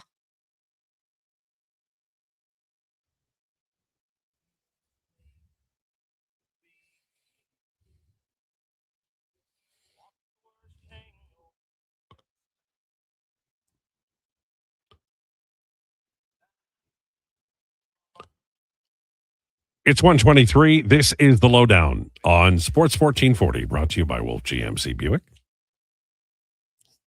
Not everybody in this room has the kind of pull that allows one to get Paul McCartney to sing "I Want to Hold Your Hand" at your wedding, but we do our best. Who would you get to sing at your wedding? In a dream scenario? Sure. Since we're talking about Paul McCartney, I think we're in that area. I actually don't know. No? Never seen a concert. So. I've never seen a concert, so I don't know who would be good. Don't like live music. I just it's tough because you got to think who would fit a wedding venue. Right. NBA Youngboy. Yeah, definitely he would fit. Well, that's Declan's. So I'm just answering for him. I thought his would be Lil Baby. Diana Ross. Oh, nice. That would be really nice. And she'd do a great job, too. I still don't have an answer here. It's okay. I don't know if I... Didn't mean to put you on the spot. I know you love music, though. I do love music, Yeah. but I don't know. That's such a tough question. I asked this yesterday of you, didn't I, Josh? No. Oh, who would play at your wedding? I don't know. Maybe like Hosier or something like that. Right. And we've already known we've got Declan surrounded. Diana Ross. Yeah. Or NBA Youngboy, whichever one's more available on the day. My question is, which dialogue we love Hangover or, Upside Down or, so many good songs. Baby, Where Did Our Love Go is out, MTR said Sarah McLachlan. That's a good answer. There's a happy tune from Sarah McLachlan. Not bad. All right. So RNH at center, I don't think so. I think it'll be McDavid, Draisaitl, Dickinson, and then Szymanski. But like a team going to the Stanley Cup final might want to get a fourth line right shot center. And I don't think Owen Michael's there. And I think Szymanski could easily go to the AHL till there's an injury. That wouldn't hurt him, or he could play left wing. So I'd prefer Nuge on the wing, and I would like to see a right shot center playing fourth line, and that would force Szymanski and Owen Michaels, who they like, to the minors, and then they could contest, who's going to be the first recall. But I think Nuge is on the wing for me. Now you might like him at center. I've got him on the wing firmly. It's just which line do you have him on the wing as? I don't know. That's very much up for debate and up for contest come the training camp and come the preseason. I don't know where he's going to play this season. I really don't. I wouldn't be surprised with him and Dickinson as kind of a pair. Deck, do you have Nuge on the wing or at center? In an ideal world, I think he's my third line left winger. I agree with that. What about you, Josh? I have him on the wing. All right. Alberto says, Sade, this is no ordinary love. What a great choice. You win, Alberto. That's a stunningly good choice. The song as well as the artist. I think we can retire that. So we also have perplexed Oilers fan who's very much all in on Jake DeBrusk. Now tell him why he's wrong. Well, DeBrusk is a power play merchant. Yeah, and so I mean, I don't dislike Jake DeBrusk. In fact, I think it'd be a great story. He comes back, Louis here would be really good, but there's a price point, right? What's he making? 5.5. Yeah, so that's a little bit. That's what I don't want the Oilers to do. Like can you, as our learned young friend said here, can you get him like with Vancouver retaining 2? He is making 5.5 till 2031. Yeah, it's a long time too, and he's not young. 5 years left at 5.5 million. Unless Vancouver's eating half, I have zero interest in this player. I would say that you'd rather see Evander Kane here. I know you're a big fan. Evander Kane, I made the point yesterday. I heard you. I guess you probably did. But for those who didn't hear, to me, Evander Kane, as a bottom 6 player, he's an awful defensive player. So as a bottom 6 player, he provides no value. Yeah, he's just injuries have sort of just ended what he was doing, Yes, effectively. Evander Kane as a top 6 forward was always going to provide value based on his physicality, based on his ability to, just score 20 goals routinely in and out every year. Great shot, great power forward. There's a lot of things that Evander Kane did well, but his defensive game was so awful that once he eventually fell off a cliff, there's almost no value in the player. Yeah. And the other thing about it is, I go to Puck IQ and I look at, minutes played and performance against elites. And there was a time when DeBrusk, when he was in Boston in 22-23, it was 62%. It was 62% the previous year. Then it was 48% in his final year in Boston, 44 and then 39% in Vancouver. And he's like playing like big minutes. 37% of his time a year ago in Vancouver was against elites. That they run him out there, but the results weren't great. And you could say, well, it's a team thing. I understand that, but even relative, it hasn't been, great for him in that role. So I would suggest that you're looking at a guy who is going to cost you a lot of money, can score on the power play, and would not be able to play a feature role. Well, that's empty calories, as Declan says all the time. So DeBrusk, like him as a player, not for the Oilers. I couldn't agree more. If this was Brock Besser, I would have a bigger retained number, right? Yeah, because he's 7.25. Yeah, if this was retained on Brock Besser, I'd have some interest. Yeah, but I look at Brock Besser as like last year, and I don't know why he extended in Vancouver. I really don't. But like Brock Besser, it's kind of been a nightmare in Vancouver, right? But I think we all know what is in that player. Like Brock Besser last year, if you look at this season, he scored 22 goals, minus 48, but he only had 6 power play goals. Yeah. And for me, that's a player where I can look at him and maybe is on, if you decide that you want to sub Nuge in and out on the power play and give the power play a bit of a different look, like Brock Besser you could pump up those power play goal numbers. You could pump up the power play points. I just think Brock Besser is an infinitely better player than Jake DeBrusk. Like, I like DeBrusk, the player, but man, he's got the same amount of even strength goals as Warren Fogle over the last 4 years. Like, does that scream impact player? It doesn't to me. And one thing that it is difficult to do when you talk about Besser and his numbers, when a team is as bad as Vancouver, some of these numbers become farcical. Like it's just impossible to really get a measure of the player when so many bad things are happening on the ice when they're on the ice. It's like save percentage for a goalie on a losing team. I think that, confidence or, a Tuesday night in, Florida where everything's going awry and maybe people aren't trying as much as they, would ordinarily. I think those are reflected in the stats. So I give some of the players on Vancouver not a free ride, but a little bit of a tweak in their numbers because I don't think they're real based on their ability. Yeah, I would completely agree. The thing about Vancouver is they were so bad last year that some of the guys are going to have really weird numbers and stuff's not going to make any sense. To me, though, what does make sense is when a guy has 4 even strength goals, there's a reason he only has 4 even strength goals, right? Like that's not very many. You can't just overlook that. To me, I agree that this is still a talented player and things could probably, figure themselves out again.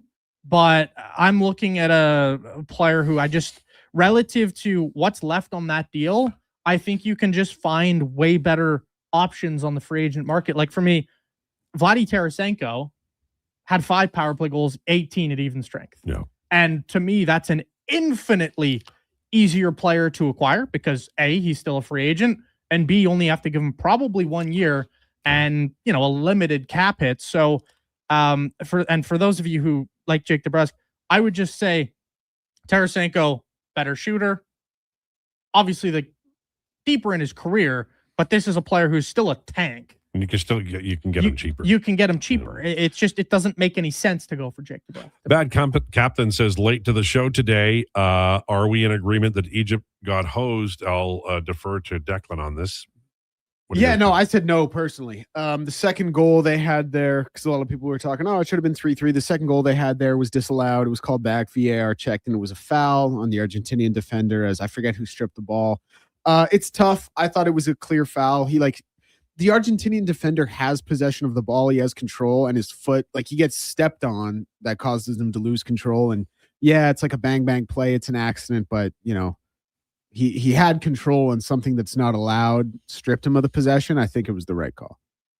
Ronnie says, sometimes I wonder how many points Ryan Smith would put up on McDavid's or Draisaitl's wing.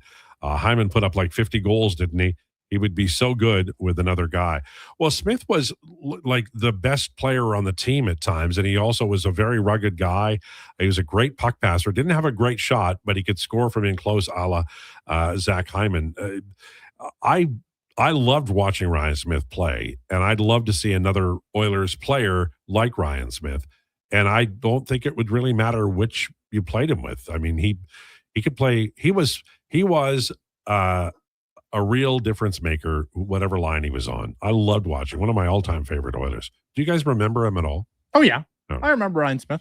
I remember very fondly Ryan Smith. I mean, it was obviously, later career Ryan Smith for myself, but I mean, you had to watch that guy, and that was kind of the heart and soul. Yeah. Right. Yeah. The 2006 run for me, as watching the Oilers, it was, I know they lost. And I know they lost in Game 7, but I don't think it's not my favorite team. The 86-87 Oilers were my favorite team, but it's right up there. I love that team, even though they lost. And I know that, there's that feeling like, oh God, they lost. But as time goes on, you will appreciate the 24 and 25 Edmonton Oilers. I promise you. They won't be, oh, those guys didn't get it done. You will just appreciate how close they got and how brilliant they were. Not now. Takes a little while. Oh, now we got a big one. Do you think Philip Forsberg would be a good fit? How old is Forsberg? I think Philip Forsberg would be a great fit. But the problem with Philip Forsberg is the Nashville Predators. What the hell are they doing? Well, they're in a period. They're just hanging out. Yeah, they're in a period of transition. Right? Philip Forsberg is 31 years old. He is in year 5 of 8. Of an $8.5 million ticket, takes him to age 35 in 2030. I would have all day for Philip Forsberg. What were his box scores this year? The box score is 75 points, 40 goals. Jesus. Well, I'm going to say on the face of it, yes. you would be an idiot to say you don't want Philip Forsberg on this team. I've wanted Philip Forsberg on the Oilers for the better part of a decade, but the odds on you getting Philip Forsberg based on what he did last season and what the Nashville Predators continue to do, which is just be idiots. I still don't know what the plan is in Nashville. Do you, Al? No, I think they're transitioning to whatever they're going to be, But you don't transition. If you're transitioning, let's be real here. Do you actually pay your third line about $1 gazillion to be a third line? Like, they gave out $4.5 million to Jack Drury. Mm-hmm. They gave out, where is he here? Well, obviously they trade for Ross Colton, $4 million. They give out $3.5 million to Alex Kerfoot to be their third or fourth line center. You trade for Nils Höglander to be your third line or your fourth line left winger. I just don't understand this team. Well, they're hopeless. And you trade for Maverick Bourque. Well, I like that move. I like the for a Bourque team in move. transition. I like that. That to me is the one. But they're kind of dead in the water because they have like Stamkos and Marchessault, and I think they're headed in a different direction than that. I just think they're hopeless. They're just the most mediocre team in the NHL. Would you trade Ryan O'Reilly if you're Nashville? Yes. It depends on like what Sure. you're trying to do. Yeah. I think they're trying to go for it still, as referenced by Kerfoot and Drury and Colton and Höglander. I just don't understand how you can possibly think that this roster is a playoff roster. What it is the most mediocre 18th best team in the NHL. Well, they're it's the kind of roster I don't like because they've got like Saros is what, 7.5? 7-7. Yeah. That's a lot of money for a guy who isn't the best goalie in the NHL. Who's been getting worse every season. Right. Yeah. And so right there, it's flawed. You've got to move the goalie, and they're never going to. No, he's immovable.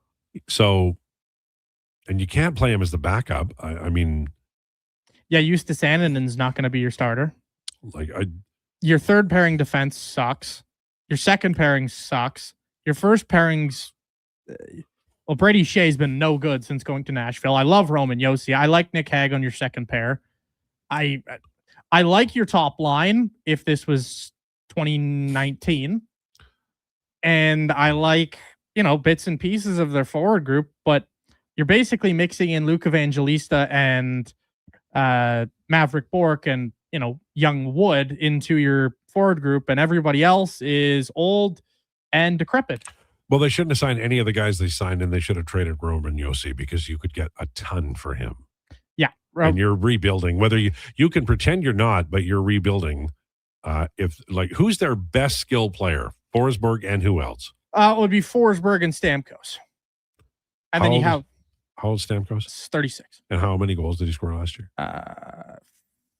Did he get to 40? Let me double check. Yeah, he got 42. Okay. Well, they're at a cliff, and they didn't help themselves this year, although I do like the Bourque move. All right, we're late. We're going to take a break. On the way, it's Declinations, and this is always a wild one. I don't know where we're going, but Heat Check Ice Bath is on the way. Lowdown with Lowetide on Sports 1440 and YouTube, brought to you by Wolf GMC Buick. Are you a skilled laborer? All-Star Construction wants to talk to you. A heavy equipment operator with trackhoe or backhoe experience, All-Star Construction wants to talk to you, too. With work in and around Edmonton for local land developers, All-Star Construction offers year-round employment. Whether it's power, gas, or telecom, developers rely on All-Star Construction to get the job done. So if you're a skilled laborer or a heavy equipment operator with trackhoe or backhoe experience searching for work, search All-Star Construction on Indeed. When your project can't afford downtime, call Japa Equipment Rentals. From excavators and wheel loaders to compaction equipment, Japa has the machines you need. Trusted since 1972. Visit JapaEquipment.com or stop our Edmonton or Calgary locations. Kickoff is coming July 9th. Elks, Red Blacks at Play Alberta Field at Commonwealth Stadium. It's Salute to Service presented by YEG Plus. Help us celebrate the heroes and first responders who make our communities great. Get your tickets at goelks.com/tickets. It's dollar drink summer at McDonald's. Sip on a refreshing small fountain drink or a small iced coffee for just $1 each plus tax. All summer long. Only at McDonald's. Excludes flavored and cloud iced coffees. At participating Canadian restaurants. Taxes extra. Prices exclude delivery. Support your bones so you can stay active this summer. For the month of July, all CanPrev brand magnesium and collagen supplements are 15% off regular price. Only at Vitality Health Foods, where customer appreciation is the first Tuesday and Wednesday of every month. Sports 1440 in West Edmonton Mall and Wetaskiwin. CKJR is a Stingray radio station. Download the free radio player app and listen wherever you go. For over 60 years, the folks at Diablo Boots have been selling the best Canadian-made boots. Crafted in Winnipeg, Canada West makes the best quality cowboy, biker, and work boots for Diablo Boots with replaceable soles and heels. Find cheaper quality like Ariat, Justin, and Red Wing made in China. When Canadian-made is better. Support Canada's workers and Diablo Boots for the best boots. So save on boots by Save on Foods. That's Diablo Boots, 3340 Gateway Boulevard on the east side of Save on Foods. Canada West and Diablo Boots, the two best names in the boots business. Photographers, start your cameras. Vision Convenience annual photo contest is back. We're asking you to show us the people, places, and moments that made you glad you chose this rural life. Maybe it's the view from your farm, a walk down Main Street, neighbors pitching in, a weekend at the rodeo, or a sunset down a back road. Share your photo to show why life in rural Alberta is a choice worth celebrating. Enter and vote at whatsyourshare.ca.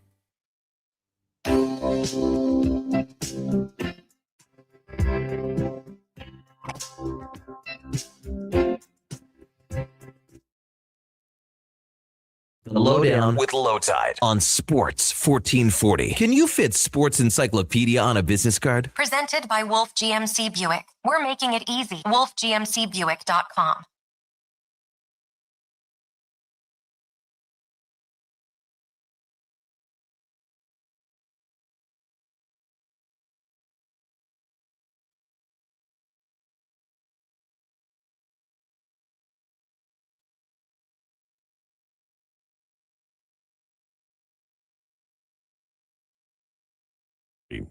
For Wolf GMC Buick, we're proud to be sponsored by Wolf GMC Buick. Check them out, wolfgmcbuick.com. 143, it is time for Declinations, brought to you by the Edmonton Elks. The Elks' next home game is Thursday. Come see the most explosive player in the league, Justin Rankin. Lock in your tickets at goelks.com/tickets. Do it today. All right, here we go. Heat check ice bath. Okay, my heat check of the week, and I actually just want to pull something up here so I can get the absolute correct time, but it is Summer McIntosh. Summer McIntosh set a world record in the 200-meter butterfly, which is, by the way, the absolute most grueling event you can do in swimming is the 200-meter butterfly. Like, you would rather do a 1500, you would rather do an 800 than do a 200 fly. It sucks. But it was the longest standing women's world record. I believe she came in at 2 minutes, 1.75 seconds. The record but before that was 2:01.81 set by China's Liu Zige in 2009, which was during the supersuit era. And that essentially, for you guys, because I'm sure you guys aren't the biggest swimming people, it's kind of a niche sport. That was like the steroid era of baseball. Was that supersuit era. It was around the Beijing Olympics when Michael Phelps had all those records and won those medals. It was this suit that basically reduced your body's drag by whatever percent.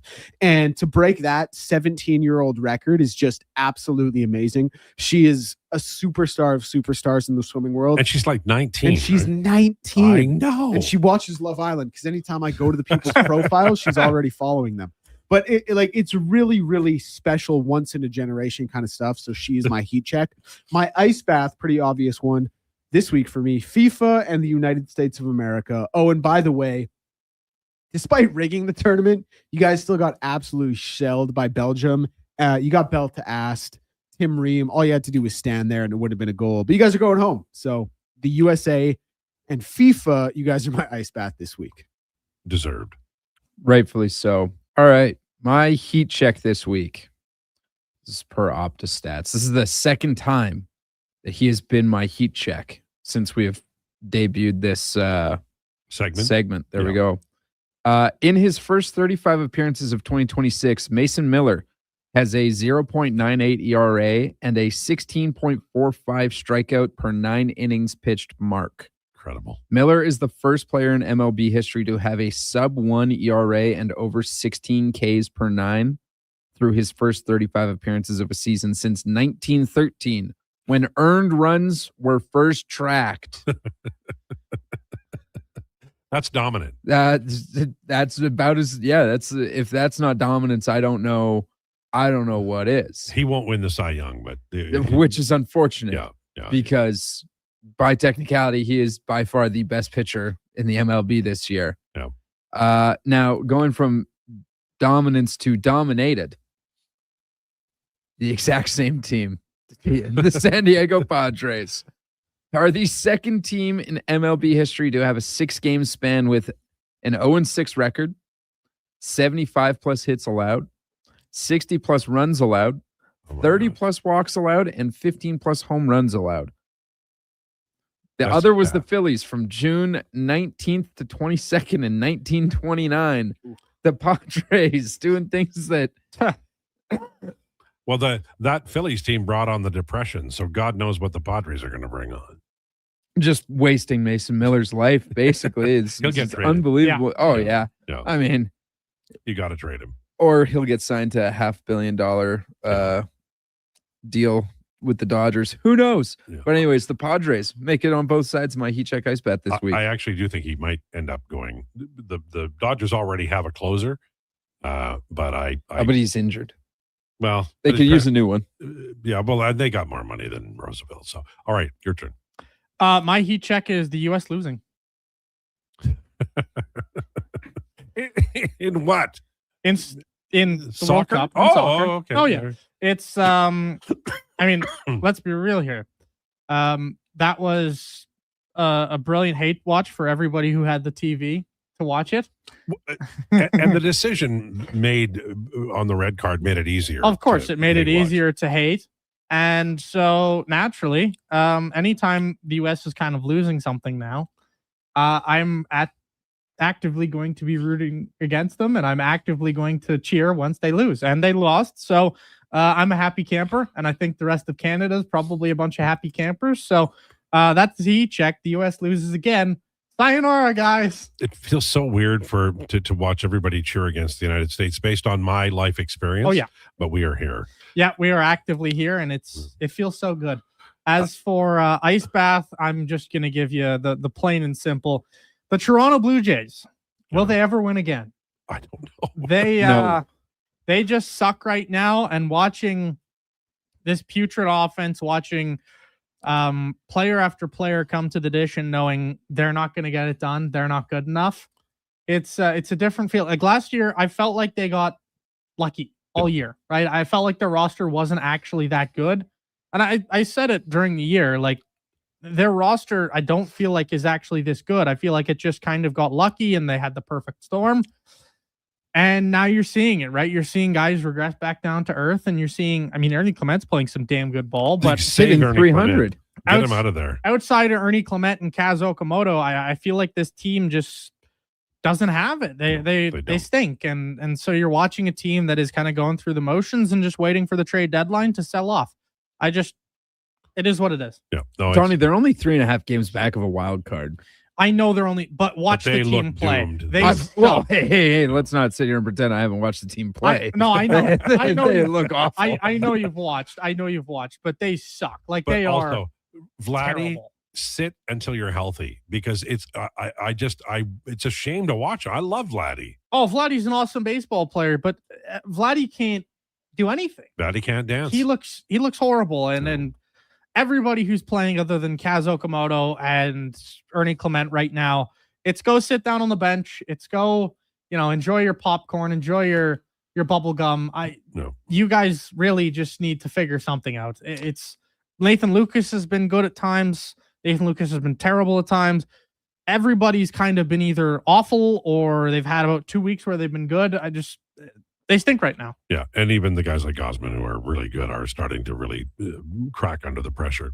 My Heat Check is Stan Bowman. The importance of the Darnell Nurse trade as a pivot point for this franchise is massive. I think you could make the case that it's the biggest transaction since Hyman signed, and maybe even before. It is massive because, and we're already seeing it, they have cap room, They have 22 of 23 signed. They didn't solve their goaltending situation with one. They've got 3. We don't know if it's solved, but they made 3 bets. And the same on the left side of the defense. I don't know that Wallman is going to be the second pairing guy. Maybe it's Shea, maybe it's somebody else, but they've layered opportunities and possible solutions. And I honestly think that's the way to go. And I at this point in time, I would say that Stan Bowman had the best year by an Oilers general manager, best offseason by an Oilers general manager in at least a decade, because Chiarelli drafted McDavid, then he immediately traded out the rest of the draft, and that was a mistake. My ice bath is Pat Verbeek and the Anaheim Ducks ownership. How you just watched Ken Holland go through this? How could you get to this point where you are vulnerable times 2, and they've made a mash of it. They signed the wrong guy. With due respect to defensemen, it's actually easier to replace a defenseman than it is a skilled, brilliant impact forward like Carlson. Pat Verbeek should be fired, and Anaheim Ducks ownership should also be fired into the sun, and maybe even take the Anaheim Angels ownership with you, because that town deserves better. Yes, they do. I mean, it's awful that you just saw Ken Holland lose 2 players in Edmonton, and now you did the same damn thing because your ownership is cheap and you don't make a decision on it. And they buggered up McTavish too. Like, these guys are. If your son got drafted by the Anaheim Ducks, you might not sign. Was it the front office that buggered McTavish, or was it Quenneville that buggered McTavish? Well, maybe. I don't know. I also think it was McTavish that buggered McTavish, because I think McTavish came in to camp very out of shape. All right. So I also think in respect to the Anaheim Ducks, the funny thing that I find personally is, did you hear about Leo Carlson's camp came back to the Ducks? Yes, and they said no. Just give us $15 million and we'll take it. No. And then he signs he had no choice. He had to sign the offer sheet. Like, he simply had no choice. What a stupid front office in Anaheim Ducks land, and they deserve all the crap they're getting because they have royally screwed the pooch. It is really just an awful example of what stupid can do. The most amazing part of this whole thing, though, somehow the Oilers owe the Flames a 2nd-round pick. That feels like it always. I have to say, I think the best heat path was Declan's.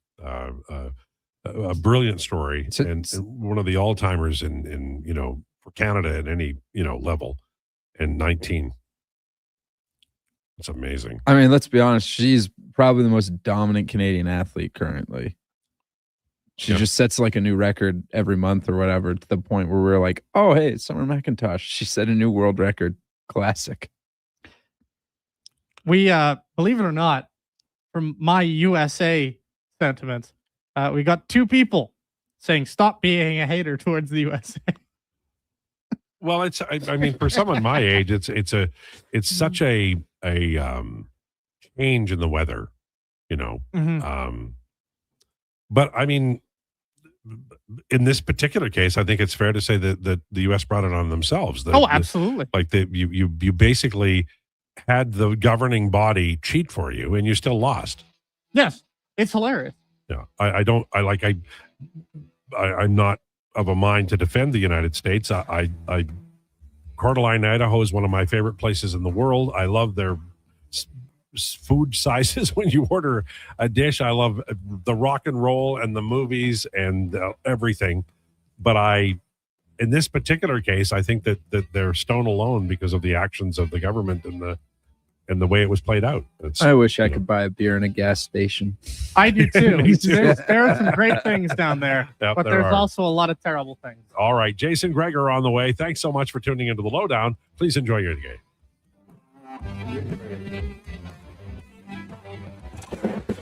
This is a Sports 1440 update. Brought to you by Sean Cunningham of RE/MAX Real Estate. For your next move in the Edmonton or area, call or text Sean directly, 780-265-0165. Starting in the FIFA World Cup, it was Argentina over Egypt 3-2 earlier today. They trailed 2-0 in the 78th minute before coming back and winning 3-2 in full time. Colombia and Switzerland will go in about 4 minutes' time here. And in the MLB, the Brewers and the Cards are tied 3-3 at the end of the sixth. The Jays will be in action at 7:45 as they take on the Giants. Donovan Mitchell has signed a 4-year, $273 million extension with the Cleveland Cavaliers, while Kyle Lowry has retired a Raptor.